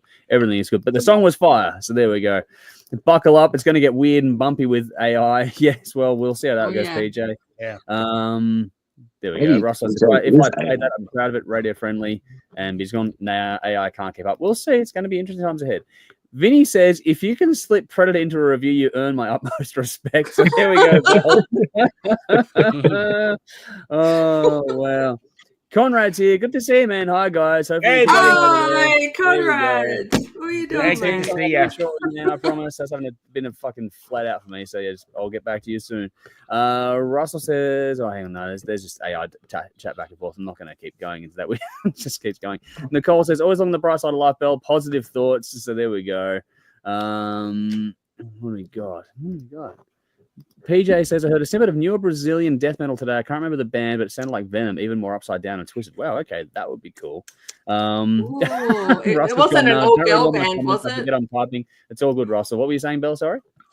There wasn't when we did the TV episode for Women in Rock, I put forward a Brazilian death metal band that were part of I fucking hate my brain because it blanks shit out when I need it. I know. Like now. I think Crypta. I think not Crypta. Crypta was the band. No, Crypta. Yes, it is Crypta. Was it Crypta? Yes, it was Crypta. I can assure you. No, I mean like the comment was it Crypta? They were okay, that makes more sense. Yes. But if not, then who else was it? Because Brazilian death metal's fucking great. That's cool. Well, let us know. PJR, let us know. Craig says Little Red Matchbox Car 8 shots. I love the guitar work on these songs. Good stuff. There's a good play on the title, the band name. Positive. Wow. What do we got here? Conrad's watching, which is cool. Hardmute says, new Destruction song. It's like 2024 never happened. So much new music, killing it. There's so much going on at the music world at the moment. It's not even funny. Russell says, Joe Holmes dropped an excellent track with Mike Borden and Rob Trujillo called Deadfall. Okay, let's go and check that out. He's gone. I was listening to that on repeat too. It's 7 and 10 minutes long, full on Bridge of Sighs and Frank Marino's Mahogany Rush all over the place. Wow. Okay, got to check this out. Mahogany Rush. Okay, you got my attention. Bridge of Sighs got my attention. Yeah, there you go. So PJR's gone, I'll keep my eyes peeled. Please keep it going, folks. This is fucking great. Okay, I'm going to have to go through these comments later on. We all got more homework to do. All righty. On to the next part of the show, which is the game where we sit here and have some fun and we go through discography, bands, and things like that. And this week and many weeks before and after this one, it's all about Thin Lizzy. So each week we go through, we have an album to listen to and then go through and pick our favorite songs on in a rotating order as we go through things. And then we poll the audience out there what their favorite songs are, get the top 5 from the audience, and then see how we picked against what the audience picked. And it's like we call this thing Fretboard Feud because it's very loosely based on Family Feud. And then we sort of have some fun with that and see who scores what as we go along. So as things stood last week, I was out in front on 215 points. Belle was on 170, Jeff on 160, Dave on 155. That is where things stood last week, just so everyone knew. I'll get a recap there. Then we went through and listened to Jailbreak and then decided to go through and pick our favorite songs from Jailbreak. Last week, Dave went first and picked Warriors. Belle went second, picked Emerald. I went third, took Jailbreak, and Jeff took The Boys Are Back in Town with the last choice on the board, which then brings us to the audience choice top 5. So the audience choice top 5 for Jailbreak from 1976 is as follows. Number 5, Romeo and the Lonely Girl. Number 4, Cowboy Song. Number 3, Jailbreak. Number 2, The Boys Are Back in Town. And number 1 is Emerald. There we go. So that is... Open your like Warrior. What the fuck? You did get votes, just not enough to go through things. But because if there's a tie break and all sort of stuff, we do sort of split scores and things like that. So if you get the top song, you get 50 points. Next person gets 40 points, and so on and so forth down. Maybe you just have to be a guitar player to really appreciate that song. It's fucking great. Maybe, but it did get votes, Dave. Just not enough to break into the top ranks of things. It got love, just not enough to beat the other ones. So which meant that because Belle picked the favorite song, she gets 50 points. Jeff, the second best choice or second most popular choice, gets 40 points. Dave, you and I both split 25 points apiece between us onto our scores overall, which changes the order. Does it? I don't know. Not really. So possibly. Dave is on 180 points. We're going to lose this one. Yeah. Oh, there's still a lot of albums to go, man. So wait and see. We're not done yet. We're about halfway through now, believe it or not. So Dave is on 180 points, Jeff on 200, Belle 220, me on 240. So it is tightening up though. The gap is diminishing. I did have a nice little lead for a little while, and I'm slowly getting reined in. So we'll see how things move on. Which brings us to this week's album, which is Johnny the Fox. That is the next choice. There's a reference track for you called Don't Believe a Word. You might have heard of that song. There we go. Belle's got the album as always. Nicely done on vinyl, which is great. Notice I don't bother bringing my CDs in because I know Belle's got the vinyl. Yours is bigger than mine. It's bigger. It works better, man. Although a new feature came in a StreamYard today where I can actually add images to the screen. So I'm going to play with that and see how I go with that. I just got announced today. Good to know. Yeah. I haven't tested it yet, so keep doing what you're doing. But if I get it tested and working, then we'll see what happens. Yeah, cool. So for this week, we go through and we pick our favorite. We all went home and listened to Johnny the Fox, and now we get to go through and pick our favorite songs. Whoever goes last the week before goes first in the new week. So Jeff, you get to take your first pick on this one. So your brief thoughts on the album and your song or your pick of the bunch. Yeah, look, this is a great album as well. The last album and this album, they're both they're just really well done. I don't think this is quite as good as Jailbreak, but that's just my opinion. But it's still really well done, and a lot of people consider it their favorite of the discography. So the song that I'm going to pick would be the song that if Dave did a review about Rush, and that is "Don't Believe a Word." Nicely done. Nicely done. That was very clever, man. I've got to pay that. That was very well done, Jeff. So, yeah, full points. There we go. All right. So, Jeff has taken Don't Believe a Word. I know it. That probably hurts all of us, I imagine. Yeah. But, Dave, you get to retort because you pick next. So I wish I was picking a different song. If I was picking this song, I could have gone. If Jeff's doing a review about Rush, I would pick Fool's Gold. But I'm not picking Fool's Gold. Yeah. Well done. Well done. Well played. Well played. Well played. I'm picking a song based off what I would do if I had to listen to too much Rush. Massacre. Yeah. There we go. Nicely done. How do we mix? How fucking good together? Is that song? We just do that. That's what we do here. Yeah. Crazy shit. Belle, I'm with you. I love Massacre. Phil's vocals and fucking lyrics on that song, everything about it's perfect. Yeah. It's good. I just got a punch from the right and a punch from the left. Thanks, Belle, guys. not just you. My 1 and 2 are gone as well. Oh. Sorry, guys. This isn't fighting. This isn't fighting. Come on. No, this isn't fighting. It's hard. It's hard to pick a Thin Lizzy album at this point in their career, because on any given day when you listen to it, like, oh yeah, this is my favorite, and then you listen to the one after. No, actually, this could be my favorite. This could be my favorite Thin Lizzy album.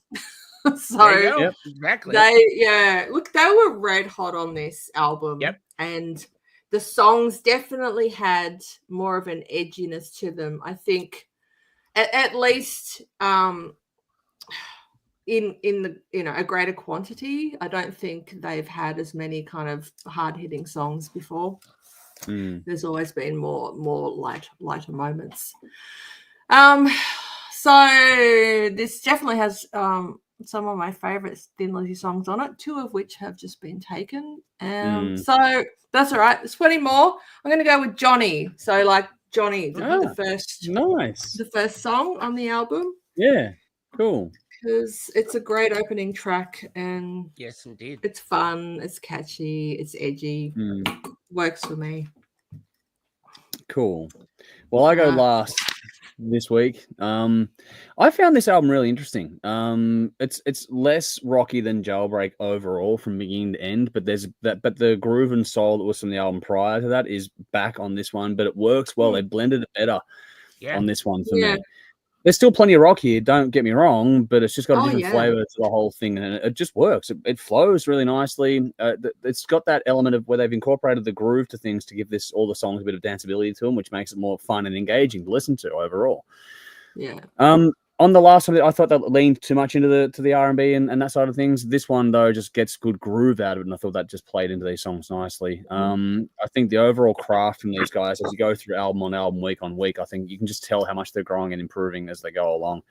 As always, Phil is bang on with his performance and his storytelling. I think there's some great solos near the overall mix on this one's a bit of a change up to the previous album as well. And like I said, this does feel like blending their past and their present at this point in time into a really cool album. Solid, flies by, has great album dynamics. It's a fine album. I'm with Jeff, probably not quite as good for me personally as Jailbreak, but I do enjoy this one quite a lot. And it's a grower, so I can definitely see why it's so well loved. It's funny. On my list, I had Don't Believe a Word. I think that's a monster of a fucking song. I think the groove, the hook, the wordplay, it's all there. Massacre was my second pick. That's gone. So I think that's a ripper of a song. I think the storytelling is fucking off the hook in that song. That is like one of Bill's best pieces of work, lyrically speaking. I think it's fantastic. And the vocal performance, man. Yeah, that and the guitar work too. I think you can't like the way that all combines. It's a fucking ripper of a song. And guitar is in like including the bass. You hear that run that he does? Yeah. Oh my god, it just gets me every time. I love it. Yeah. That song, like, Don't Believe a Word. It's like the easy one. Massacre is like the intelligent song. If that makes sense. Not to diminish anything else, but it's like has a bit more to it. I always put 4 songs down. Boogie Dance was another one for me. It's a cool album closer. I thought it was a nice one there, but I'm going to go with a vibe change here because no one else is taking this. I'm taking Borderline. That's going to be my pick on this one. I think it's an outstanding ballad. I love the emotive depth, the overall tone, especially with the acoustic touch in there. I think it's a really good song with a great hook again. So I'm going to change it up. I'm going to take the ballad on this album. I'm going to take Borderline. So there we go. So just to quickly recap. Jeff has Don't Believe a Word. Dave has Massacre. Bell took Johnny, and I've taken Borderline. Nice. Keep your eyes peeled on YouTube in particular, but also TikTok as well. And we'll do a poll for that in the coming days. And get involved. Give us your thoughts, all the usual stuff. Hey, Belle, just quickly, your record, is that new vinyl or is that second hand? No, this is old. This is like, I don't know, old. It's old. Mine too. Turns out I've actually got it. Well, there you go. I don't know what I got. Yay. Mutual Appreciation Society. And I didn't mention it, but I do prefer this one over Jailbreak. Okay, cool. There Me you go. too. So, yes. Yep. Okay, so we've got 2 and 2 in that regard. So it's interesting to see how people. It's awesome. I'm gonna skim through quick comments here. I can't promise, like I said, to read everyone's comments out. Cool. I will. Yeah. Sorry. Fuck. Now I've lost everything. Hang on. Sorry. Andrew, there's a message there. Yeah, I've seen that now. Just give me a second there, just while I quickly jump through. Just quickly going to go into the comments. What do we got here? So, here we go. If I can go back a bit. Sorry. I can't promise to read everyone's comments out, so I'm going to quickly just skim through what we got here while I look up where we're at. What do we got? Sorry, bear with me. Fuck, where are we at? That's a comment. Russell on a bender with kazoo from the Flintstones. Anyway, the Chilean death metal scene is producing some incredible bands. That's from Hard Music. I was back to the other stuff there. Alien Weaponry have a new album this year, but they're from New Zealand. No, we love Alien Weaponry. We've been following them from the start. They're great fucking band. We love them to bits. Don't worry about that. PG's gone, hey, Thin Lizzy. What do we got here? After Cowboy Song, I can't order the rest of them. There you go. At least Phil's statue isn't fugly like Ronaldo's. Well, that's a good point there too. Phil's statue is quite fucking special over there. Wow, here we go. I'll get that in a second. Craig's gone. My top 3 were in the top 4. Does that mean I'm out in the front now? I can't believe Boys made up top 2 would be last for me. Wow, there we go. Yeah, it's interesting how these things play out. Just to sort of see how it goes. It was my last as well. Yeah. What do we got? So quickly scrolling back up here. Yeah. Hard Music says the album I'm most looking forward to in March is the new Bloodywood. Preview tracks are insanely catchy. Godless out of the Indian metal scene, also brutal death metal goodness, those riffs. Yeah, Bloodywood, not for everyone, but I enjoy them quite a lot. They were pretty good. Yeah. What have we got here? So you guys are all chatting back and forth. What merch is sold out, Russ? I'm not sure what's going on. Oh, no flag merch. Okay, I don't know what's going on there. Russ says Bloodywood are great. Also try the new Asterism Cross Pineapple Express Metal Gandhara video, as well as a band called Sitar Metal. Wow. Okay, there's a lot going on there. This is cool. Get around it, folks. This is great. You guys are chatting away back there. I'm going to keep moving along here for a second. Fucking hell. What do we got? Conrad says, I encourage you all to watch Thin Lizzy live from Sydney Opera House 78 on YouTube. You can find the full content. Yes, that is a great show. It is available. Yeah, Conrad was there. Conrad was there. Born there. There we go. Oh, fuck. Yeah, he was born and his first words were, they smashed it out of the park. Yeah. There's Flutes on Speed's album, Only One Mode, brutal metalcore from Sydney. Who saw that? One of my favorite albums, 2024. Haven't seen that one. Fucking hell. All right, that's something to consider. And Craig says, love this album a little more than Jailbreak Massacre and don't believe it. Epic at 2. And Kat says, I was at Melbourne in 78, Conrad. So there we go. Fucking hell. There we go. So there's a lot of love going back and forth on that one. Speaking of, let's do something here, folks. Let's bring a guest in. How are we doing, Conrad? Hey, how's it going? Hey, man. Hi, Hey, buddy. how you going? Hey, Long time no see. Long time I no see. know. How you doing, man? Great to see you. Yeah, I'm sorry it's been a while. I've had a lot going on over here. There's been Yes. a shit ton going on. Yes. Yep. Indeed. Yeah. Saw Pantera 2 nights ago. That was fucking How was unreal. that? If Amazing. you want to call them, yeah. Yeah. Amazing. No, they were still solid. I'm It sure was they're still great. I just don't like the name. very good. Very, very good. Yeah. I agree. They should have called it Cowboys from Hell. That would have been Yes. more. That was what I. That makes more sense. Yeah. Yeah. That It was a great show. Yeah. Great That's show. cool. As was Nice Queen's shirt. Road. Nice shirt. Nice shirt. Saw Yeah. them Nice. a couple of weeks ago as well. They were stunning. They did the first EP and the Warning in its entirety. Nice. It's fucking- Wow. Is that that was- why that shirt is that a new shirt? Because from that the- is like the from logo their- was- It is a new shirt, Yeah. but it's the old logo. It's the Nice. original logo. Yeah. I had to get it. Cool. Yeah. And I've got Lenny Kravitz tomorrow night. Wow. So- Oh. Okay. Awesome. That's cool. Yeah, I tried to get tickets for the Sabbath thing, the Sabbath concert, but Yeah. that sold out in 15 minutes. Yeah. Not at all And surprised. the pre-sales were impossible. It was impossible. I know 2 people in the entire London rock metal scene that got tickets. Only 2 people. Wow. Oh, shit. So We yeah, were and I know wondering someone. about that. We were Yeah. And I know hoping that somebody- you- Yeah, I know somebody that paid over £400 to get a Wow. ticket. Yeah, Fuck that. yeah, it's. Oh, Nice. God. But Guns N' Roses and Tool have just been added to the bill. Oh, it just keeps getting Yeah. better. Everyone was It's negative. insane. What the fuck's going on with that? I know everyone was making it pretty much. But Wow. I just bought tickets today for Disturbed with Megadeth. So Oh, there you go. yeah, I get to see them. Yeah. A lot of gigs. Fucking hell. That's good. Now, you mentioned a couple of things about the 78 show, but also you mentioned about Mastodon. So give us give everyone the recap on that. I saw Mastodon here years ago. They were releasing Leviathan. I think Leviathan was just about to drop or had just dropped, and it was in a tiny venue. It was about a venue about the size of Max Watts. And they did an encore with the Emerald. They played the Emerald by Thin Lizzy, Yeah. and I was just Oh, blown wow. away, completely just blown away. Yeah. I was like, this is phenomenal. Yeah. So, and I hadn't seen or heard Mastodon before that night. Because some mates of mine in Orange Goblin, those guys, they know the kind of stuff I like. I like my stoner rock, and I also like my prog metal. And they were like, you got to see this band. You should go see this band. You're going to love them. And I went along on their recommendation. It was just completely, my jaw was on the floor the whole night. It was just it was phenomenal, Yeah. Yeah. So it was a great gig. But as for that 78 show, no, I wasn't there. I would have been about 4. We found one he hasn't gotten to. So Yeah, I would have been about 4. But yeah. But that wasn't far from where I used to live. I could have walked there in about 20 minutes actually Bloody hell. from where I used to live in Sydney. So yeah, at that time. So yeah, indeed. But I would have loved to have been there though.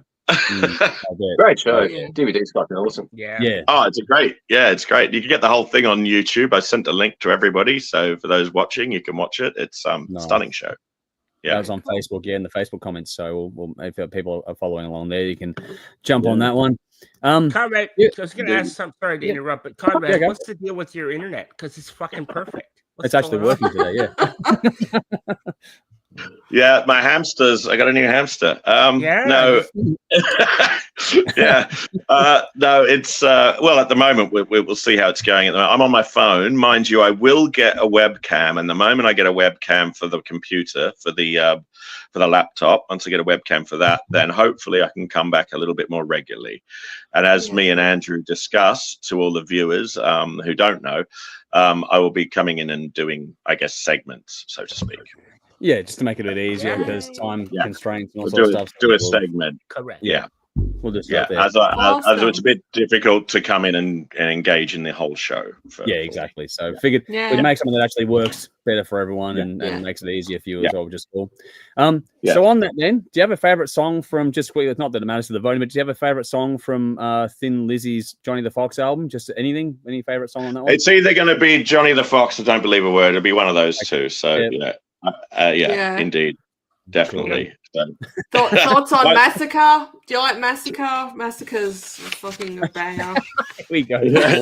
I'm going to go with Johnny the Fox because I used to see Metalworks here in London a lot. Metalworks play here in London. That's the band that Richie Faulkner came out of, and also Les Binks and who else played in that band? There was the guy from Pete Friesman from Alice Cooper's band. So these guys would play in a covers band every Sunday, and I'd go see them every Sunday.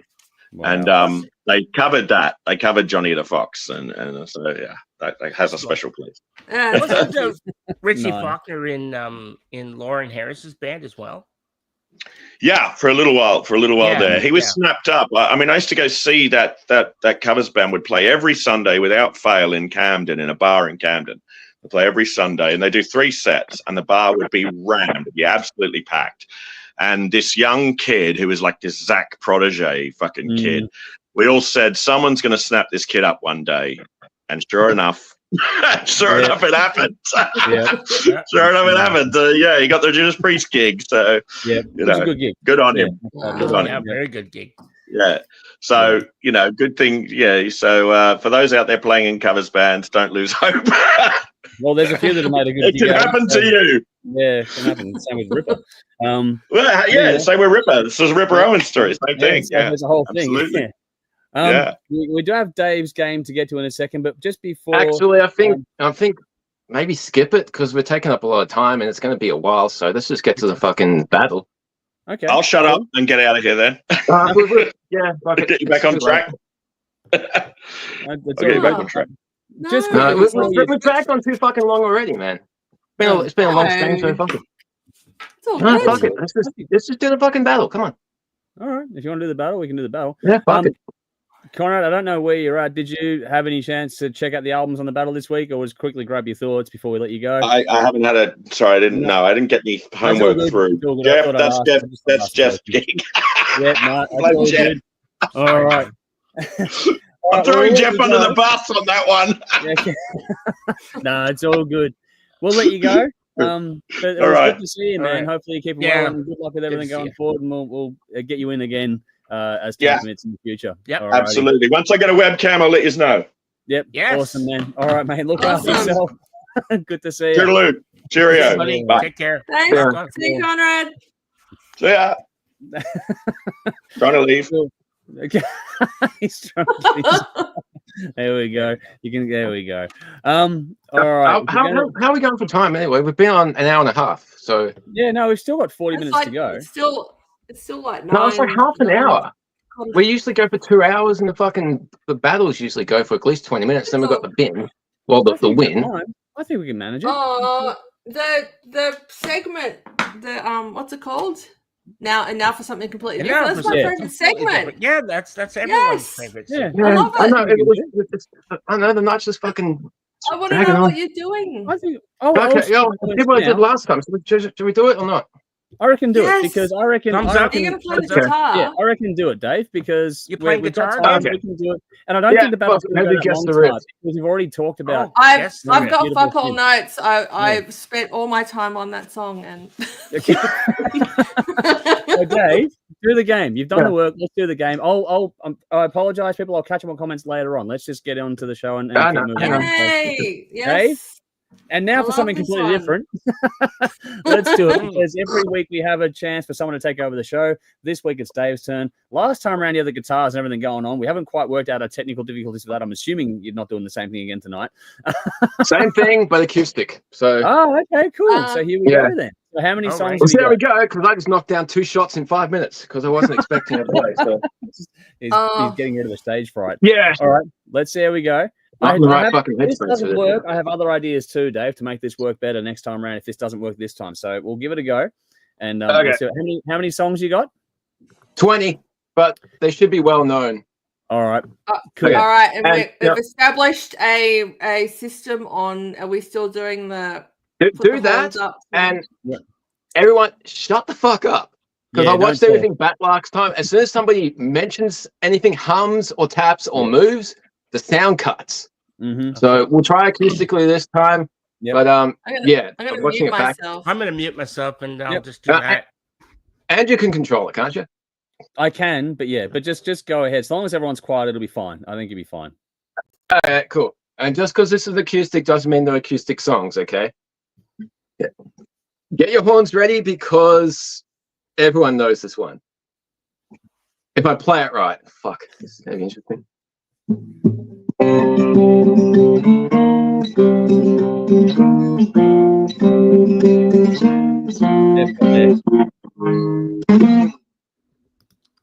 Holy Diver. Yeah. Yeah. There's one. Damn it. Did you put your Cool. horns up? Yeah, I was Jeff watching. play first. I'm keeping an eye on it. Dave, you just play. I'll keep an eye on who's got what. All right, cool. Yep. Number 2.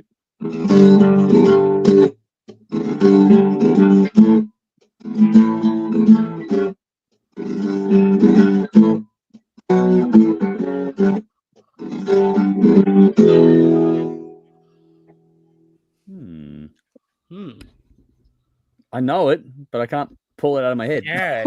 Oh, that is so frustrating, isn't it? When you know it and you can't. All right.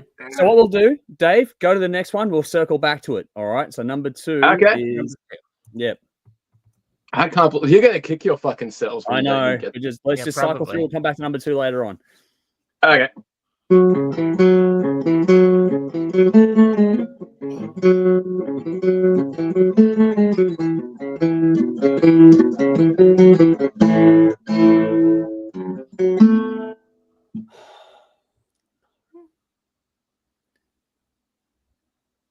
I know So it. do it and I again. I know I fucked know up it. a little bit. No, I'm gonna do it know again. I'm like, motherfucker.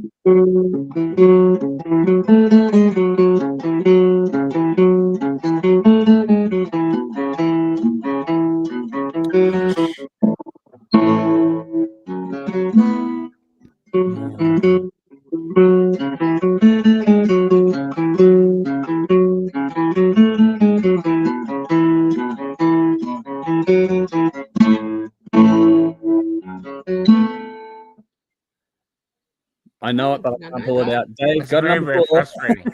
Oh wow. We'll circle back. Okay. Yep. All right. Tease my fucking hair up a bit for this one. Yeah. Okay. Obviously 80s. Good clue.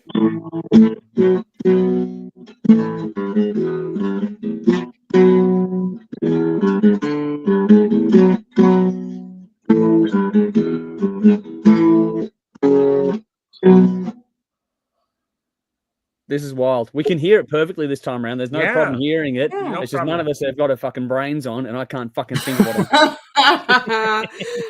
Yes. Okay, I'm gonna do that one again because it's fun. All right. Do that again, yeah.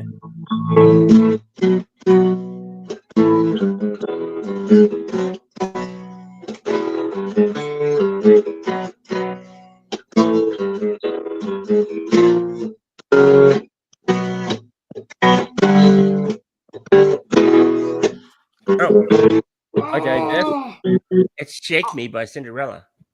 Here it is. There we Damn go. Finally. I just got it too. Well done, Jeff.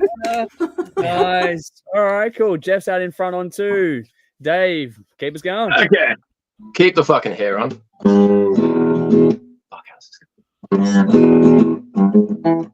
Shit.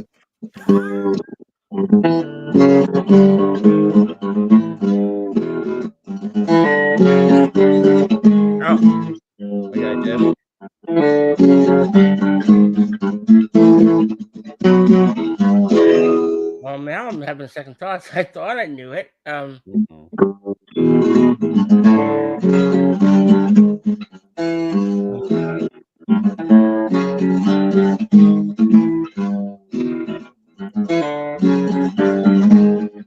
gonna go on. Dave, is it Aerosmith? Yes, it is. Yeah, Aerosmith. No. No, okay. Oh. Well, I'm way off. I'm out too. Yep, that's what I was thinking too. Yeah. Okay, I'll do it one more time. Bell still potentially can get it. Come on, Come on, Bell.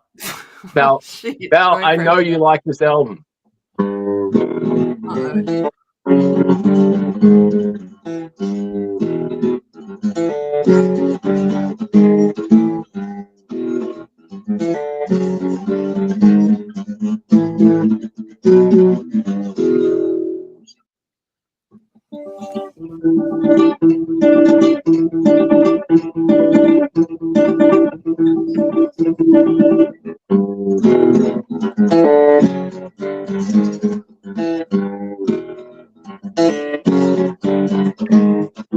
Uh-oh.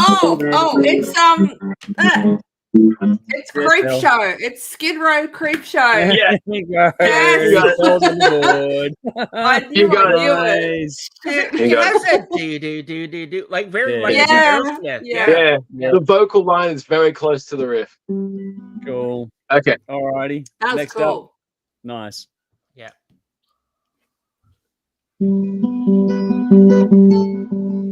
I got it. Don't give this one to me. Alice Cooper, Only Women Bleed. No, No. it's Queen's No. right. It's Queen's, Queen's right. Rock, Silent Silent Lucidity. Yeah. Yes. Yeah. I Bell think just I edged you in the head. instantly thought of Yeah. that as well. Yeah. Yeah. I was like, Yeah. oh my All right, well, I'm off. There you go. Yeah. I'm not going to go anywhere in this game. Anyway, keep going, man. You can thank Cobra Kai for that because they used that song perfectly in the last There 5 you go. episodes. Oh, nice. Andrew might get this one. Bell. Yeah, Bell? it's Metallica. Oh, it's Off and Justice for All. I know the song. It's- If you don't get it, I've got it. Oh. It's yours. I can't think of It it. is to die. No. Yes. God damn it. Yeah. One of the spoken word. Yeah. You only beat me by like the slightest bit. If you weren't there, I was like straight into it. I I got one on was the board now. there, but my stupid brain, the song title would not come to me. Yeah, Dave was right. I knew that one straight away. All right, Yeah. keep going, man. Okay. This is a capo, which Oh, implies wow. that this song must be from a non-heavy band. Imply. A very non-heavy band. Radiohead. You're being coy. It's obviously from a heavy band.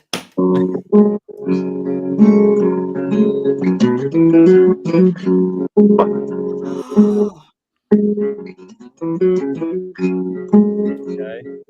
Bell, go on. Yes. Bell, Fuck it up. Yeah, go on. It's Opeth. Yeah. And I know the Yeah. song. Do you know it? It's blanking. I'm fucking blanking on song titles tonight. Go, Jeff. You It's go. Window Pane. there, that Thank goes you. Jeff. He's back out in front again. That was beautiful. Nicely done.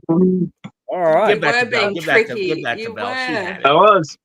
I Give it to didn't. Bell. Oh, I did, but I didn't. Thank you for finishing my. Yeah, Sentence. you started it. GMTA, as I said before. All right. Cool. We're getting close to halfway now, if I'm correct. Yeah. It's fun. Okay. This one I have a backup for because I wasn't sure if I was going to do it or not, but fuck it. Let's just try. Yeah, I first learned this song in high school. It's like the first song I finger picked. It's not exactly a riff. It's more of a song. I'm going to try.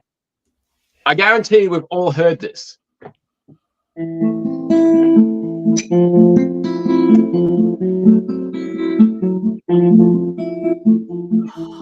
Oh, shit.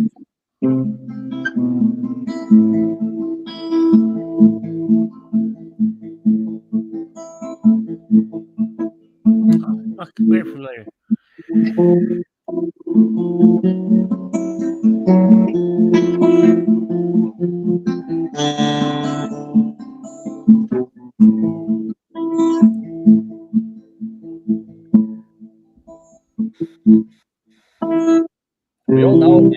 sitting there going, "We know it," but none of us are Yeah. dragging that us. No one. Good Lord.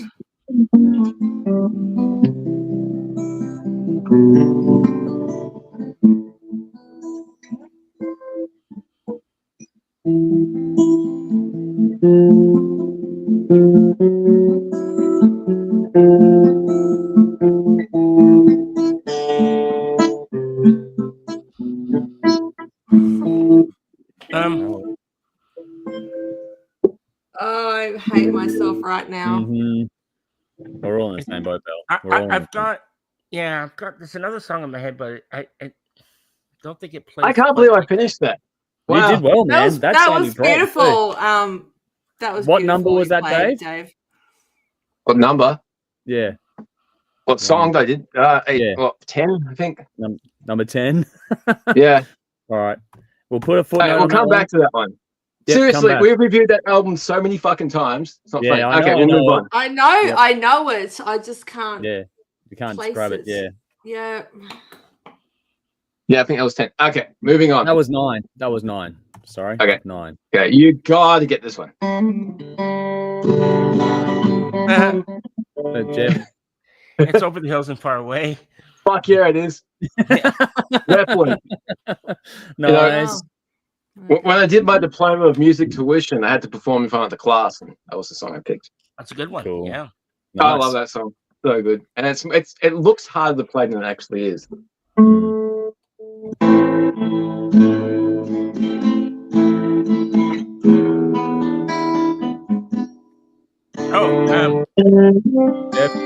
Hotel California, isn't it? Hotel California? No, wow. No, it's not. No? Same progression.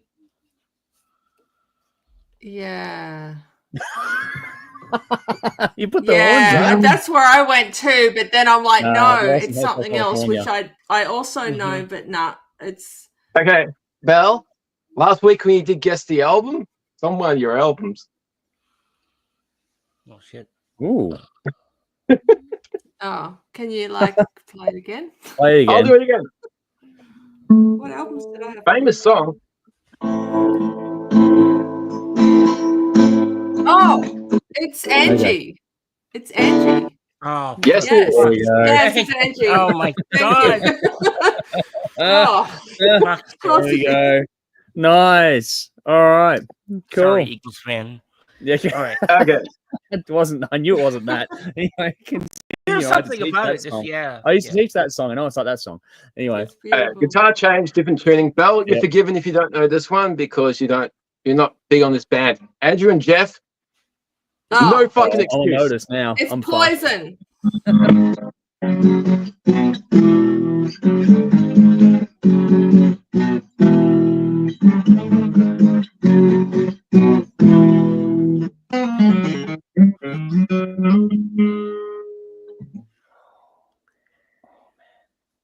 Really?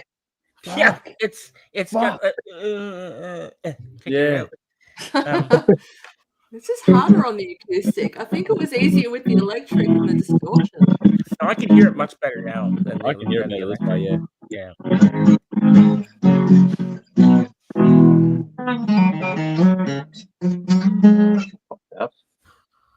Damn it. I know what you're doing. I just can't. It's kind of 60s, but not because it's modern, but it's trying to be 60s. You could do all this shit to it and do a fucking go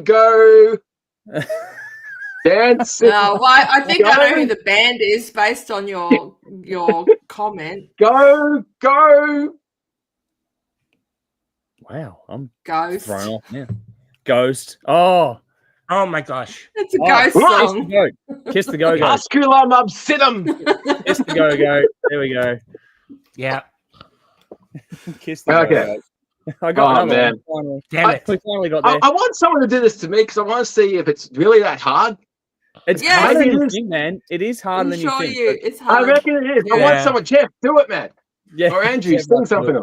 Okay, Andrew, you're going to be so fucking disappointed in yourself if you don't get this next one. No pressure, Andrew. No pressure. Oh, this is a mood change.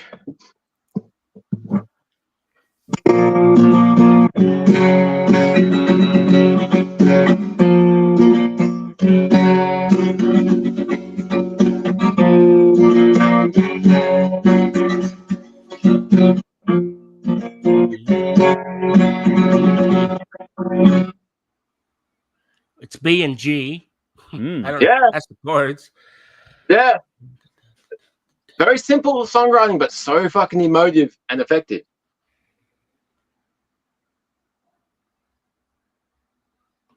Now, Nope. fucking The what? strumming pattern matches the vocal Yeah. line.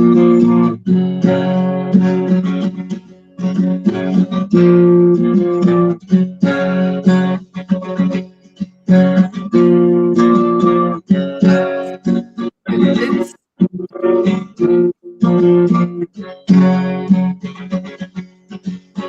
Reminds me of Lithium, but I know you yeah, weren't playing it's that. something in. That's the same chord progression as Something in the Way, but the strumming Or pattern's Something in the Way. completely That's different. Now, Something in the Way Yeah. is heavily detuned. Yeah. And it's the Oh, other way well, around. it But it sounds is like similar. the- Similar. Yeah, that's it. Yeah. Reminded us all of Nirvana. Yeah. Yeah. Close. Same suburb. Come on, fucking. Oh, that'll make it Alice in Chains. Oh, yeah. Oh, Bruce, no, Wood. no, It's fuck. wood. It's wood. Yeah, wood. Yeah, Is it? Bell's got it. Yeah. Bell's got it. Wood. Andrew, I'm disappointed, man. I know. I'm sorry. Okay, let's cheer everybody up. Yep.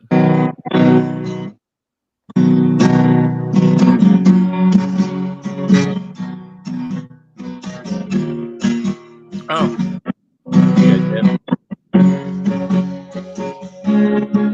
Jeff. it's, Jeff has it. yeah, I've got it. Bless you, Bell. I hope I've got it. I think it's Patience by Guns N' Roses. Yes. There you go. Nicely Oh, done. sorry.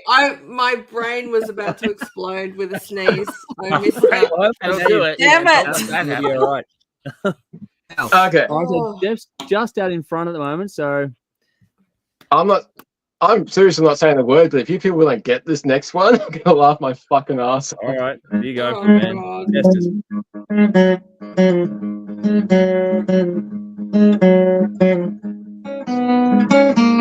Go, Bell. It's Thin Lizzy. Don't believe a word. Yes, it is. Damn it. No, I was going to do a Thin Lizzy song, and I had to pick one that we fucking listened to Yeah. all week. Nice, Yeah. nice, Yeah, nice. Cool. All Okay, right. back to standard. Back to Cool. standard. A few more, like 5 more. Come on, these have got to be easy. Yep. All Hmm. right.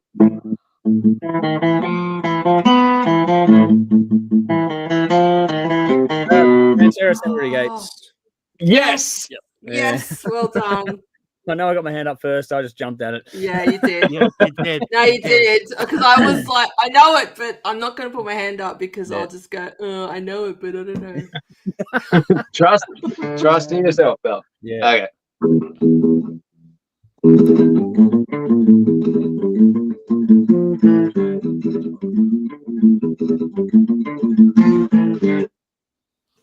Mm.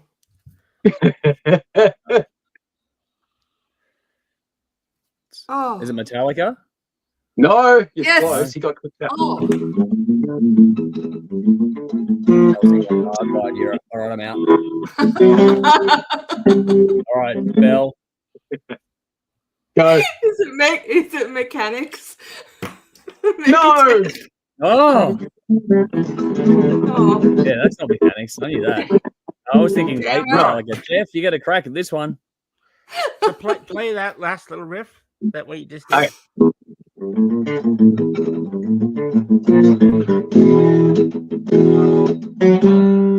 Oh, Oh, fucking hell. Okay, fucking hell. It's in my darkest hour. Yes. There we go. I think I was being cheeky. Nice. Damn it. Yeah, Cool. that song is so fucking obvious, so I did the little break in the middle. Yeah. Yeah. nice. Hey, Thanks. I'll give you a hint on this. Jade, I know you're watching. There's one's for you. She joined us for this one. Yeah. Cool.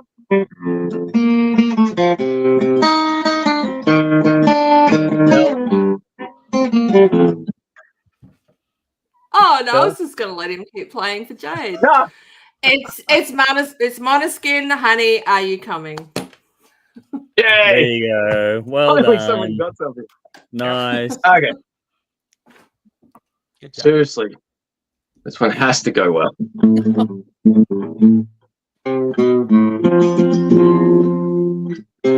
Shit. If I fucking play it right. Okay, take two.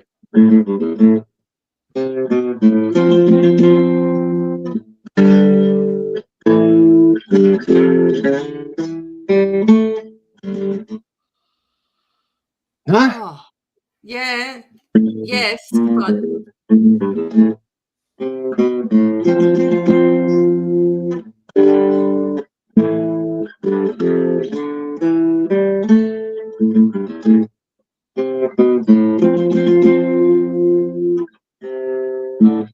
Shit.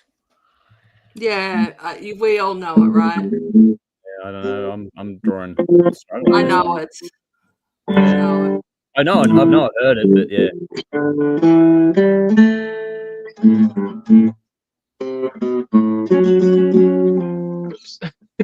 How did that go? All right. Should we What come number back is to that one too? Yeah. What number is that? 19. There's one more after 19? this. All right. Cool. Go to your last one. We'll see what happens. God, that's frustrating, isn't it?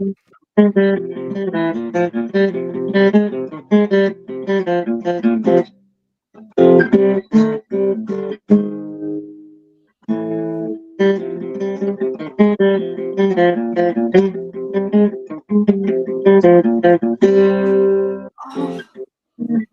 Oh. Okay, Belle. It's Nightwish, She's My Sin. Yes, it is. There you go. Yay! Okay. Nice. Very good job. With that, Belle goes one in front. So quick game, good game. Dave, one Ooh. more play at the ones that are left. So 2, 3, 9, and 19, and then we'll wrap this up. 2, 3, 9, Okay. 9. Yep. Who? So, number 2? Oh, Okay. Number 2.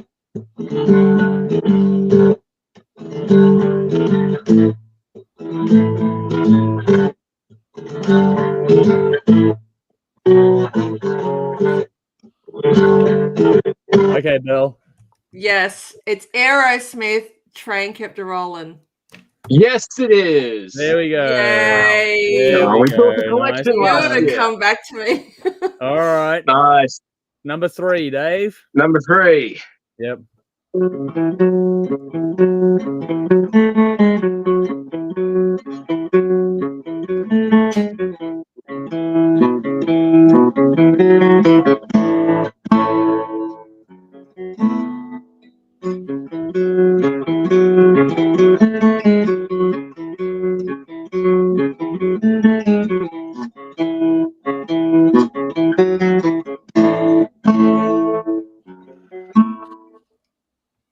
It's a verse riff. God.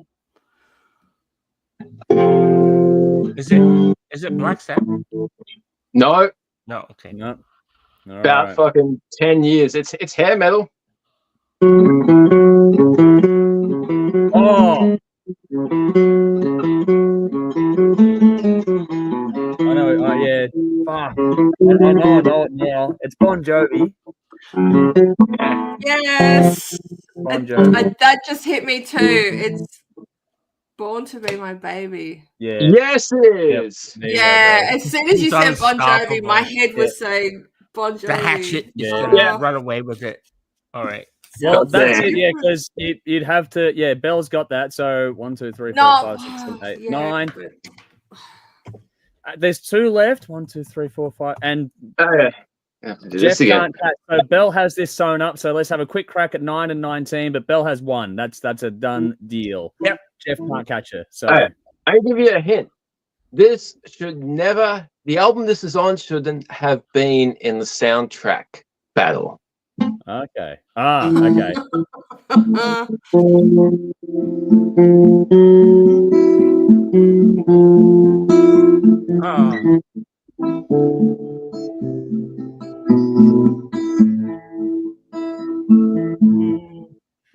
Yeah.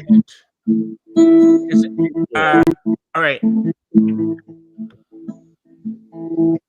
Yep, Jeff. Yeah, it's Pink Floyd. Is it Mother? Nope. Oh, No. I'm done. No, it's not. Yeah, no, fuck. Come I- on.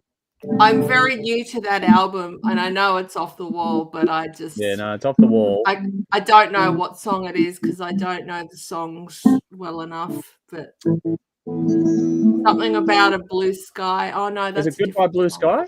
It's not it. No. No, it's not No. Goodbye Blue Sky. It's Different song, dude. I bet you Cat is yelling at us right now. She's going, Yeah, "You probably. fucking idiots! It's blah." all right, Dave. Tell us what it was because the game is decided. Is there anybody out there?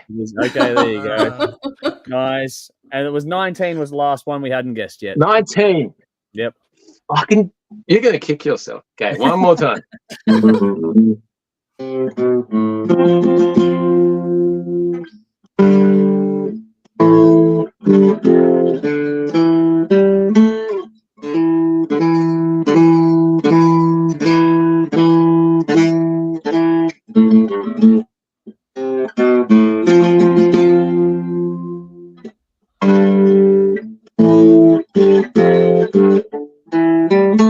Billion What? dollar baby. Oh, okay. Oh, Yeah. Nicely done. That means though that Belle is the winner. Though she ran away with this one in the end. It was neck and neck for ages. Well done, Dave. Good Fucking job, that Belle. was very, very clever. I fucking knew it. That was. Oh, Oh my god. Oh wow. see, makes Jeff, sense now. Jeff, It can all you makes try and sense. do this? Because I would love to fucking see if it's really that hard. It's It more challenging than you is. think because you I'll- haven't got the rest I'm of sure it stuff is. around for context. I'll think So about it. You know, preparing for this, I Yeah. lived with these songs for like 2 weeks, so I know Yeah, the I know. inside You out get by the something time I to do it. Yeah. Yeah. So I Yeah. think it should be easy, but it's probably not. It's not as It's easy as you think. It's not. But yeah, it's cooler. But no, I think that worked better for me personally than the electric one we did a few weeks back. So I think overall that worked a bit smoother. We It weren't was battling to hear it. harder. Yeah, it was. It was But harder. I don't mind Well- it being on the Well cruise. done, Well done. Dave. Yeah. Great. Thank you. Great. That was well Yeah, done. great performance. Yeah. I had 2 of these. I fucked up a few things. I thought it was Go, Yeah. Jeff takes over. Here we go. Well, yes, you're not gonna be able to hear it. I don't think. See if Dave can get whatever riff you're playing, as long as it's not Rush. Yeah. You never know. Do you know what? I was this close to doing YYZ. Oh wow. Actually, Nice. Wow. Oh god, here we go. You guys are gonna Is that jam a on Rush fucking song? screen. Yeah, This is gonna go well. Jeez, if you'd done that, I would have fell off the chair with my finger fall off. Blown his mind. I did learn it. Yeah. Cool. That's well Am I done. even in tune? Yeah, maybe. Yeah, you're in tune. Yeah, you can hear it actually. Can you hear it? Can you hear it? Because it's just Yeah. acoustic, Yeah. acoustic electric. Yeah, go, dude. All right. Wherever you See if had you it, can it was fine. Can you hear that? Mhm. Can you hear that? Just, Yeah. All right. Just well. Let's see. Can you get this one? Oh, no. Crazy Train. Jesus Christ. Didn't even play the riff. How's it hard? Stop watching his Yeah, hand. good job. He got that right off the Yeah, the thing is though, bat. Dave, you weren't playing the main riffs, you were playing like verse riffs and things like that too. So Of course, some of these were intros, man. yeah. That's out of tune. That was out of tune, Yeah. Yeah, it's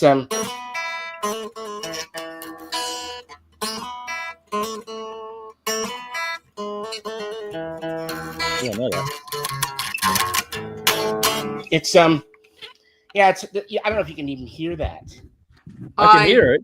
I can hear it, and I know it, but I know it, yeah. I can't I guess it right can't now. pick it.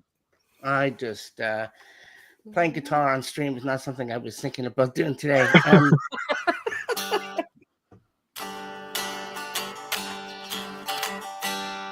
It's out of tune. Yeah. The E string Yeah. I think is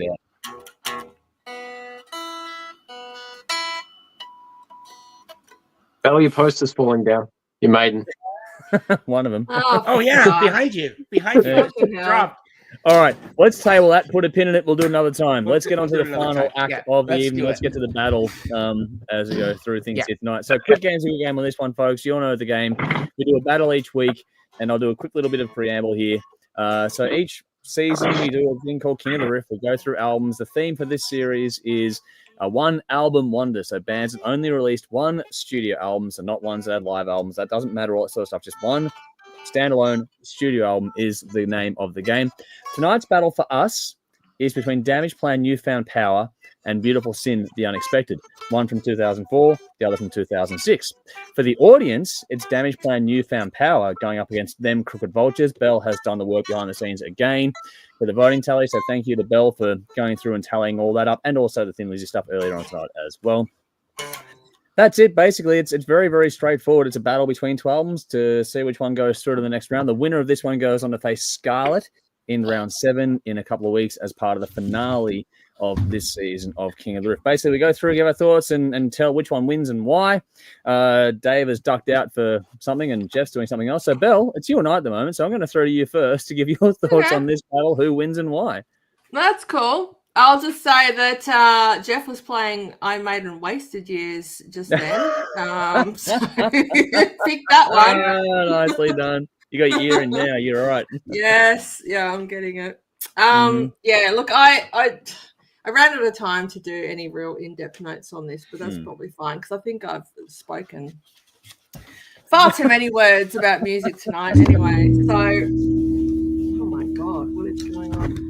I don't know what happened to Jeff, but just then. But anyway, he's plugging in his amp. I reckon that's what's happening. No, I'm not. Definitely not plugging in my amp. Okay. Okay. All right. So just yeah, Damageplan. I always thought, I mean, how can they not sound like Pantera? It's the Abbott Brothers, but I found it wasn't Pantera. It was more like a Pantera, almost grunge mix, like a Pantera cross Soundgarden or Pantera cross even Alice in Chains in some songs. Interesting. Yeah. Mix, if they had a baby, Damageplan would kind of pop out. So yeah, great album, great songs, groovy riffs that only the Abbott Brothers can kind of put together, create and produce. Love that. I found sometimes it felt a bit dated at times, which look, I listen to a lot of music from the 70s and 80s, so I don't know what my fucking point is in saying that. So I just you can kind of pinpoint it to an era, I suppose, that it was written in, but whatever. So I think the downside is that sometimes it feels like it goes for a bit too long. It just depends on the mood you're in. Like if you're sort of listening to it because you're not in the mood for it, it'll drag. If you're really into it, it's fine. Given that the two guys, Dimebag is down, recording songs and Damageplan are not producing any more albums for obvious reasons. I should be glad that you get an hour's worth of album here instead of 45 minutes.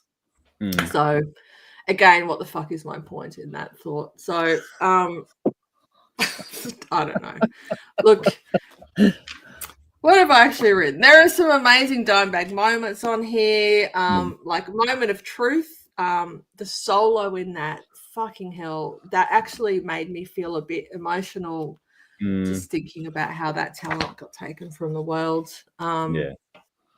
Like just some, I mean, it's a fucking great album. I put it forward. Like, how can I not like it? Yep. It's awesome. The last thing he ever did, and it's brilliant, like everything else he did, I think. Sorry, he being Dimebag. But everyone else, all the other contributors did a fucking fantastic job as well. Beautiful Sin, hadn't touched that album since the first week it came up. I actually liked it even more this time around.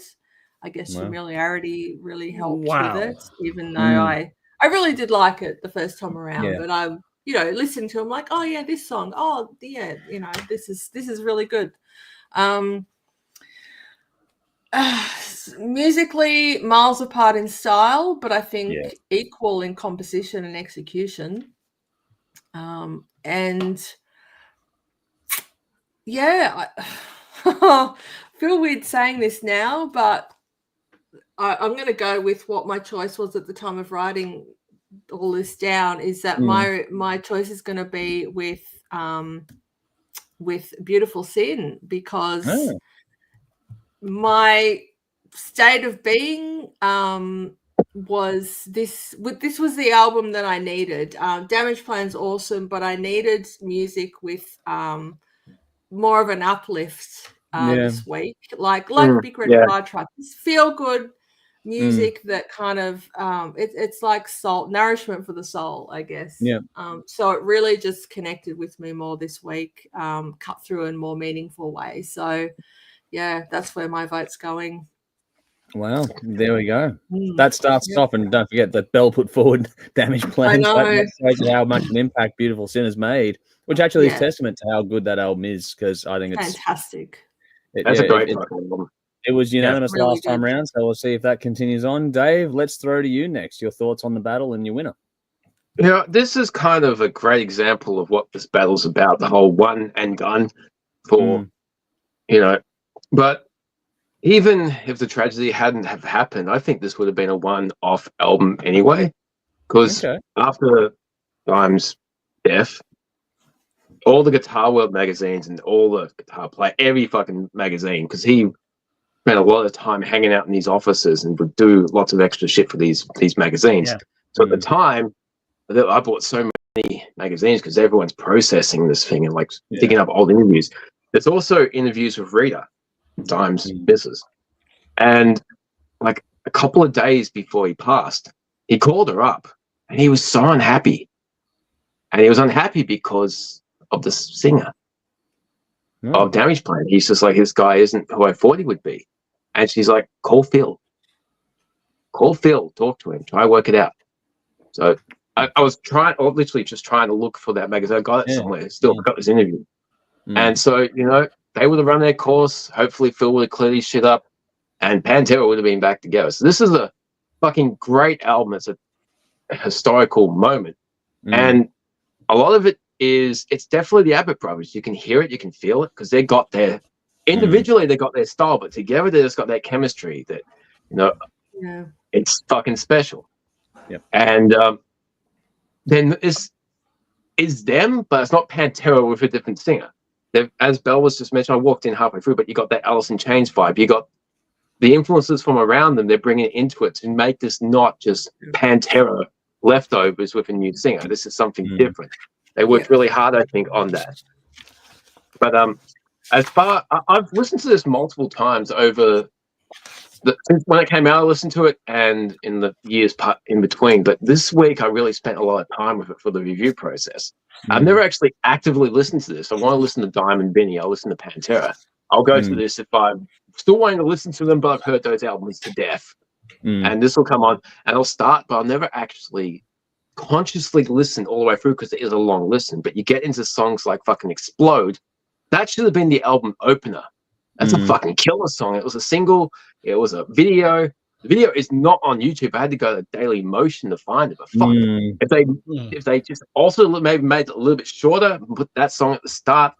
I mean, there's a like a bonus track on some versions with Jerry Cantrell, and that's a fucking cool song. And Zach Wilde appears on two of these songs. I've Reborn. Zach is on there, and both of the solos on that song fit the song, but you can hear the difference between Zach and Dime, fucking obviously. And they've each got their own unique style, but they just work for that song. As far as guitar playing and composition goes, this is probably the heaviest that they've done.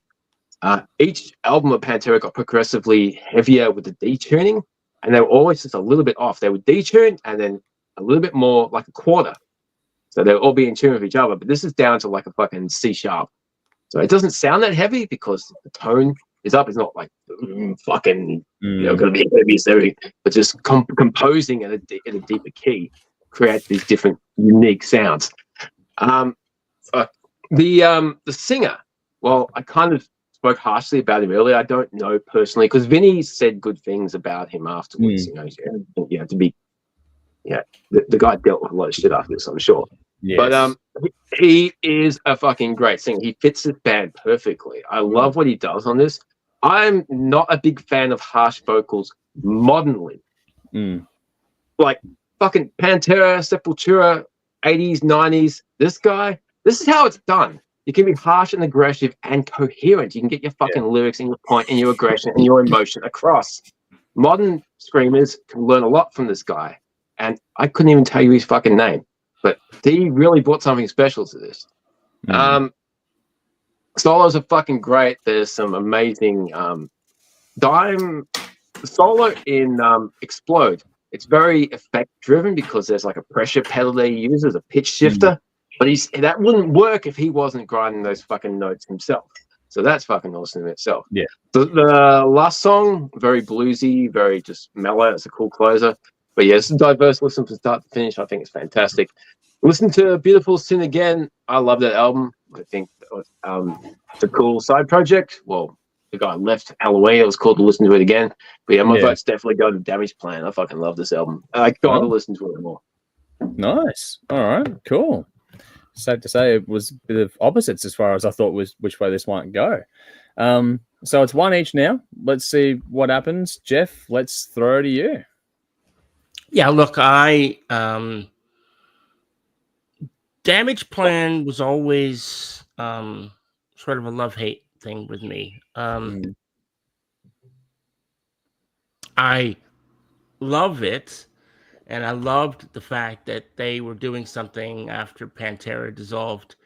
But even though this guy doesn't sound anything like Phil, and he brings his own thing to the to the table, there was always something musically that still reminded me, and I know other people have said otherwise, but it still reminded me of Pantera. Maybe just an evolution of something like that. Vinny and Dime could not escape their sound. They have a sound that they brought to this table, to this project, and it's inescapable. And I like the album. I think it's very well done. But for me, when it was like, if it was a toss up between, say, Damageplan and Down, for instance, I'm going with Down.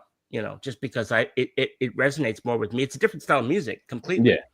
But I just prefer it over this album. And then Beautiful Sin. I quite like them, but there was something about that band as well that sort of irked me. I'm not sure what it was. Okay. Like I felt like they had all the ingredients there, but there was something missing, and maybe that's why they only did the one album. Maybe it was just didn't mesh. There was something there, but it wasn't quite enough. So this is a tough one for me because, neither one of these bands for me are knocking it out of the park in that sense. So I think if I had to pick one, I think I'm going to have to go with Beautiful Sin. Okay. I think as an original album, I think it's not great by any means. It's good, but it's not great. And now, just on something completely different, I don't mean to sidetrack anything, but I just saw some incredibly sad news. This is not music related, but Gene Hackman, his wife, and his dog. Yeah. What happened? Gene Hackman died. Gene Hackman, his wife, and their dog, and his dog.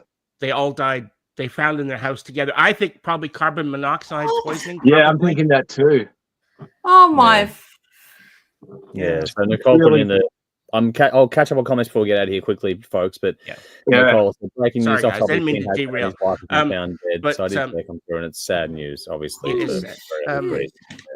Anyway, so that's for me. It's going to be Beautiful Sin, just because I think they tried, they did something, they put a band together, and I read the story and how it all happened and stuff like that, how they put it together, and that's kind of cool and everything. So yeah, they get my vote.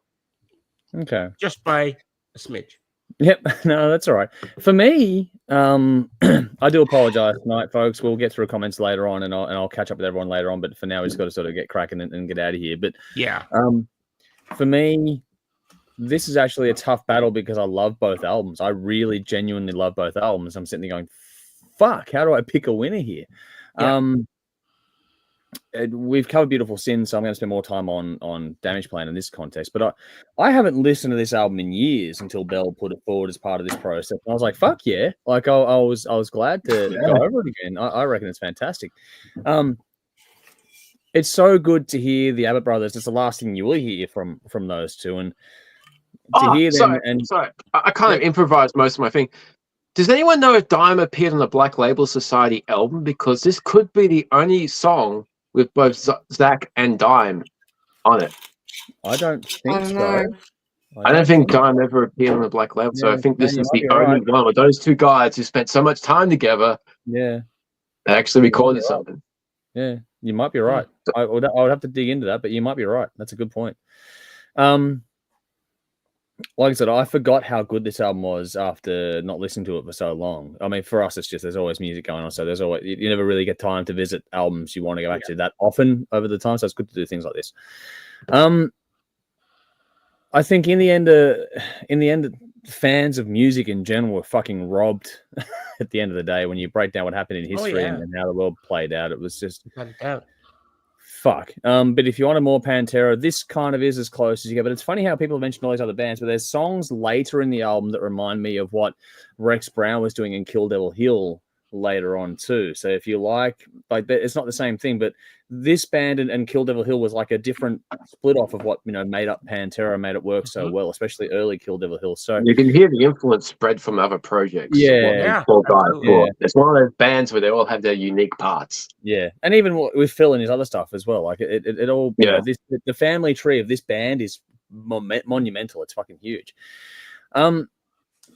Look, that said, much like later Pantera, this album isn't perfect for me, but it doesn't mean that I don't like it. I think it's fantastic, but it's just there are certain pitfalls to it.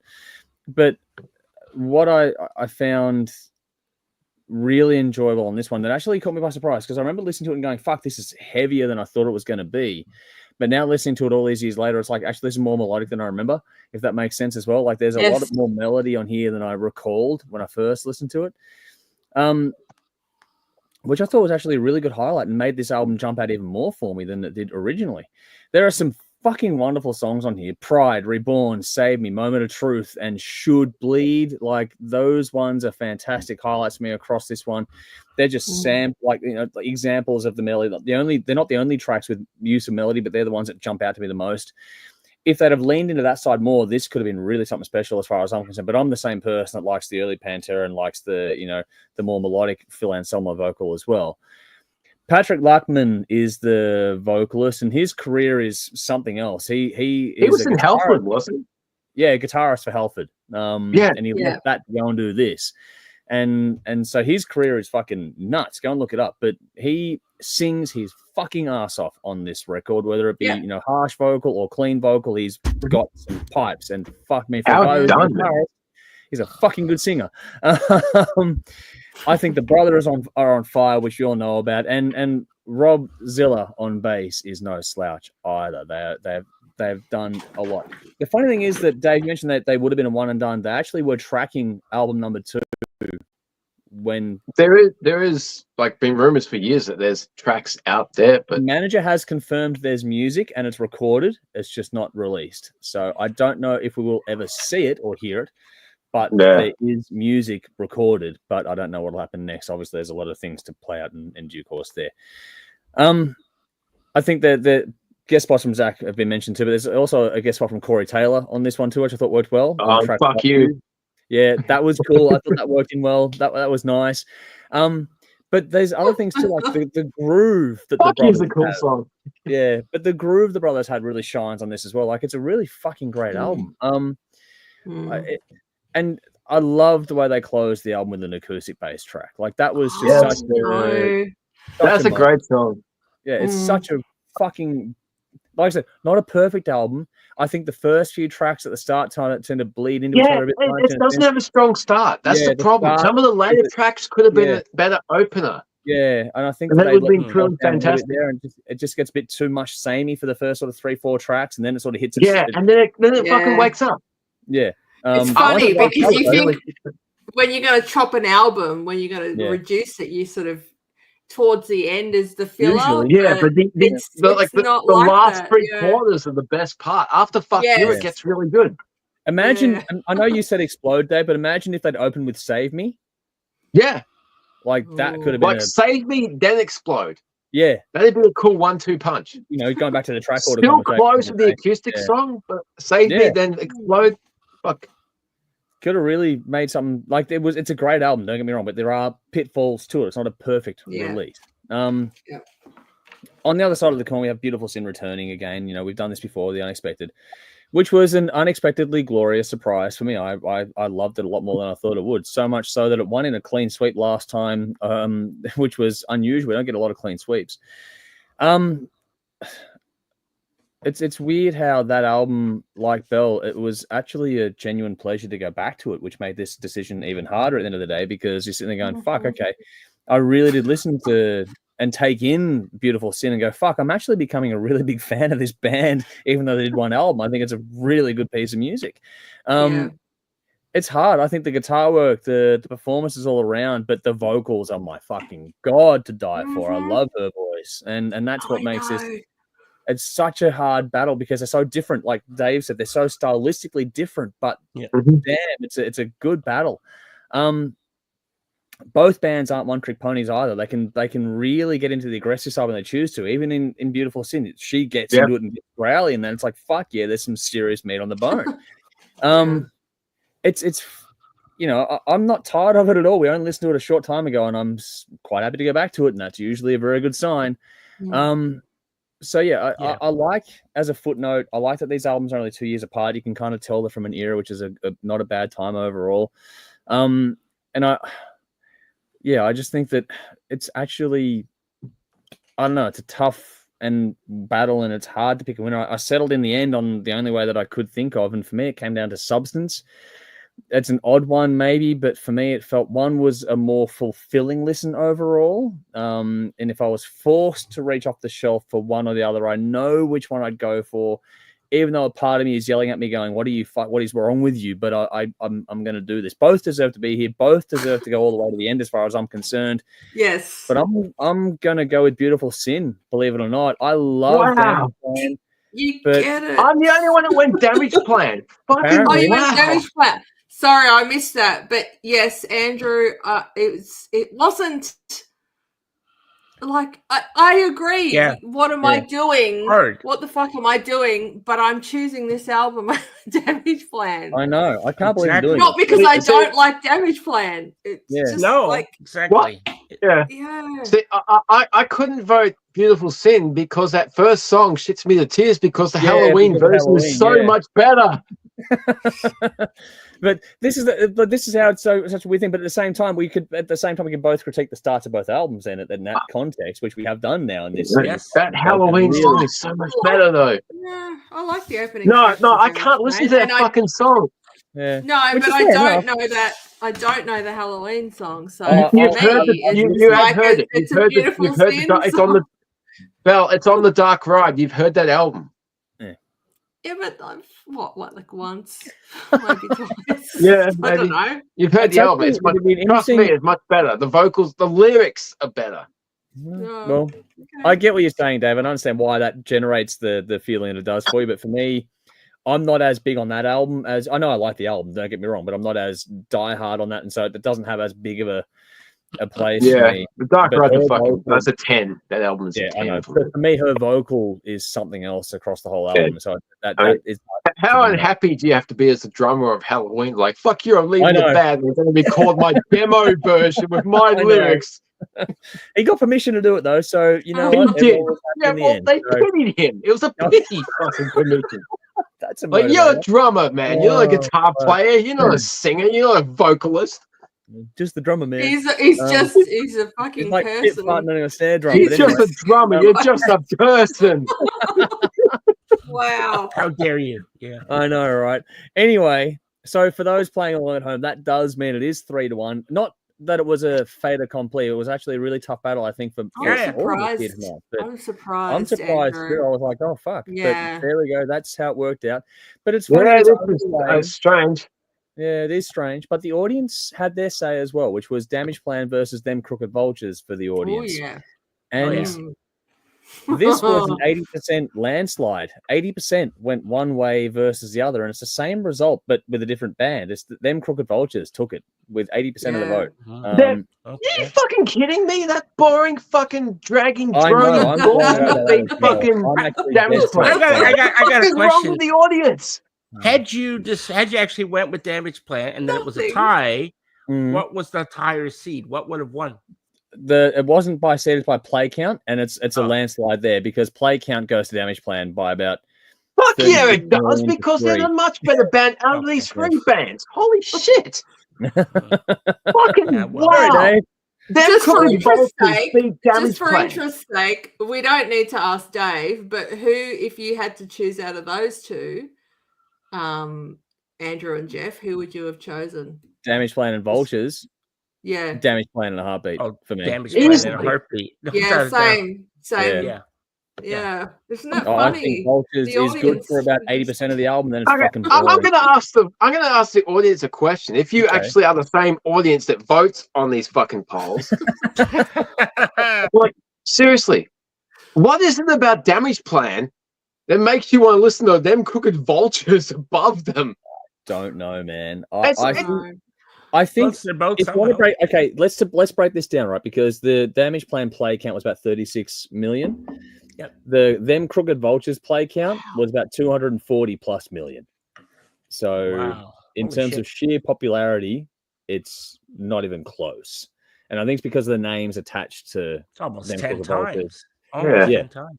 So it's a lot. And so, you know, at the end of the day, in terms of when you want to break down what the audience is saying, and don't forget that the algorithms feed different things, different people at different times, short content versus long form content, all that kind of stuff plays into things differently. So you're never going to get the exact same audience all the time. I try to push things where I can in Discord and that's try and get our audience involved, but you can't rely on things. Jump on, just build a community in Discord. Join us, jump on Patreon, join the chat and just sensible. I'm trying to. But we're running long, so I'm going to quickly move on. I will do a quick recap of comments before we get out of here, just very, very quickly. But we do finish off. So next week it's going to be for us, Temple of the Dog, self-titled, versus Derek and the Dominoes, Layla and Other Love Songs. The audience will have Temple of the Dog versus Sex Pistols, Never Mind the Bollocks. So we'll see what happens next week, and then we're into the finale after that. So Jesus, next week's going to be painful. Sorry, Dave. Sorry, Dave. I'm afraid I can't do that. All right. I might just flip a coin. You may have to. We'll see what happens. I might have to. Well, I'll do comments in a second. That way, if anyone wants to jump out, they can. But I'm going to quickly do the Raise a Glass segment for the show here tonight, and then we'll see what happens. So let's raise a glass. How are we signing off tonight here? Let's go to Jeff first this time around. Jeff, what are you raising a glass to this week? I'm a fucking one trick fucking pony. I haven't changed. Holidays, upcoming holidays. Enjoy, dude. Man. Yeah. Raise a glass. Well done. I'll pay that. Let's go to Belle next. What are you raising a glass to this week? I'm going to raise a glass to Michael and Rowan for sharing their live, as it happens, experience of seeing Ginger and Kitty on Tuesday night. Yep. Nice. I'm pretty guilty of not really paying attention to social media, Discord included, but I happened to sort of jump in at the time that was happening. I'm really glad I did because that was fun. It was great seeing the photos and just the conversation as it, like I said, as it happened at the time. So, yeah. Thanks, guys, for sharing that. That was a cool moment. Cheers to you. Join our Discord. It's in the links, so go and find it. Yeah. All right, Dave. What are you raising? That's all cool and everything, but that actually depressed the fucking hell out of me, that whole thing with Ginger and everything. Sorry, but I'm just going to be honest, but, you know, I can't stand that fucking band Ginger. I hate the way metal's going.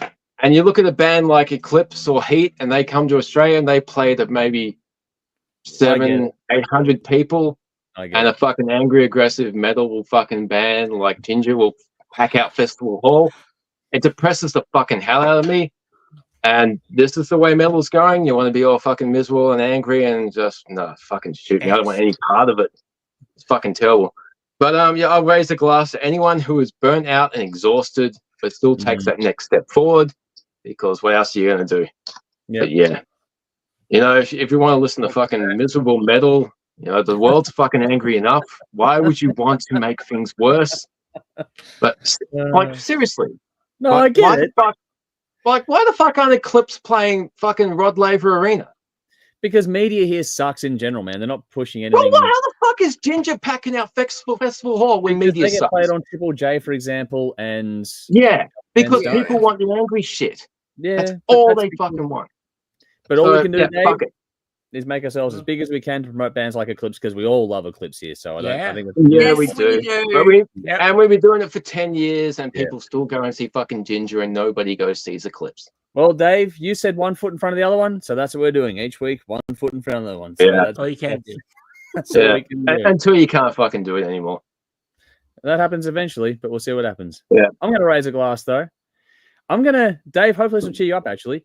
I'm raising a glass to discovering new music and expanding your horizons. Now, this might sound odd coming from me, but it's been a particularly interesting 12 months for me personally, because I'm getting much more into bands like Nightwish, for example. And Did you listen to the new album? Because you hadn't Yes. listened. Nightwish, yes, I do enjoy the new album. You and got the it? thing is, today, let me finish here because this is you'll trip out in a minute. Today, it really hit me harder because I finally got around to spinning the new Dream Theater album today as well. And Ah. at work, yes, not a deep dive, but I listened to it at work and it's like, I like it. Yep. And it's Yeah. like, oh, fuck. So for me, it's the whole thing about you keep pushing yourself and finding where your tolerances can go to. And I'm actually evolving and changing and if you go back to my early thoughts on bands like Nightwish and Dream Theater in particular, it's been a very much a more of a It took you hate 30 years. relationship. And Did you find and the solo? For me, it's this album has won me over. I'm wondering now if I'm starting to become not only a Nightwish fan but a Dream Theater fan as well. And my God, I hope so. Yeah. like if I I'm not the know. same person I was Did all you those find the years ago, solo I was so- talking about? Sorry, not yet. Did you I was find only that- listening at work and I had a buzzing machine beside me, so it's hard to hear. Yeah, fair enough. Dive properly into it. So, Yeah. but Andrew. I'll give you. find it. I'll fucking tell you the song title. Bend the Clock. okay, Bend cool. the I'll Clock remember is that the for best next time. song on the album. Yeah, That is a So- fucking amazing song. That solo is like the solo of the year, maybe the solo of the decade. nice. Yeah. Yes, Well, it was this is very what I good. mean. That you keep Yeah. pushing, you keep trying, and then you will eventually find a way. Yeah. And for me, I'll drink to that. talent I counts. So some agree. raising a glass to just Yep. find, pushing your boundaries. Don't sit in your own little pocket for too long because you miss Yeah. out on some great stuff. And that is what I'm Right. raising a glass to. So Yeah. that's But you know That's what? perfect. Ginger will still get a bigger audience than Dream Theater. no, they won't. Say Yeah, that right now. yes, they will. Anyway, let's Yes, go they to will. some comments here. Let's see what the audience is saying. Anyway. They will. Wow, there's I'm sorry, there's a lot. Everyone's loving Conrad coming in, which is cool. I'm just going to quickly recap here. Oh, I'm seeing wow. Toe Go Hider for with the it. Aristocrats on the weekend. Saw Ginger earlier this week, not quite Conrad, but I'm getting there from Rowan. Russell says saw Mastodon with Alice in Chains and Deftones. Wow, fucking hell, that would have been fucking amazing. PJR says nice Queensryche tea. What do we got here? What do we got? Sorry, I'm missing a lot of comments. I'm sorry. I'm going to just. I've got 5 bald hamsters made a jungle rib for them in the bathtub. Now I can't shower. Okay, PJR, I'm not sure what that's about. What the fuck? Russell said I've got to go to bed, finish my evening rations. I'm allergic to opioids and benzos and disabled, so it manages a lot of the spasms. And you're like, wow. So I'll sub next time I'm up. Wow. Good luck. Hopefully get some sleep. Good luck. Wow. So we're all waiting for your video, Vinny. Still, we are waiting for that. No, I'm David not. got here in the end. So good to see you, David. Sorry, I'm very late on Hey, this one. buddy. but I'm Hi. fucking forever behind. I do apologize, folks. Yeah, all the songs now are coming into, which is cool. Alice in Chains, Patience. Yep. What do we got? Right. Don't believe a word. More. Mike, fuck hell, it keeps going. Sorry, folks. I'm missing a lot. This is all about the songs because this is killing me. Everyone can't get the songs now, which is cool. I'm glad to see everyone else is struggling as much as we are. Yeah. Oh, yeah. Craig says, always well done, Dave. So there's some praise for the game there. Vinny says, on you, Dave. So there we go. Zinky, good to see you. Sorry this is late, but thoughts on Ocean Man? Hey, Jeff. I don't know that one. Hey, I'm sorry. Ocean Man. Yeah, I don't know. I don't know. Your friend, Jeff, not mine. I don't know. I know who he is. Yeah, but I don't know what the fucking Ocean Man is. Okay, enlighten us another day. It's like Afro Man, but water. Yeah. Aquaman spin-off.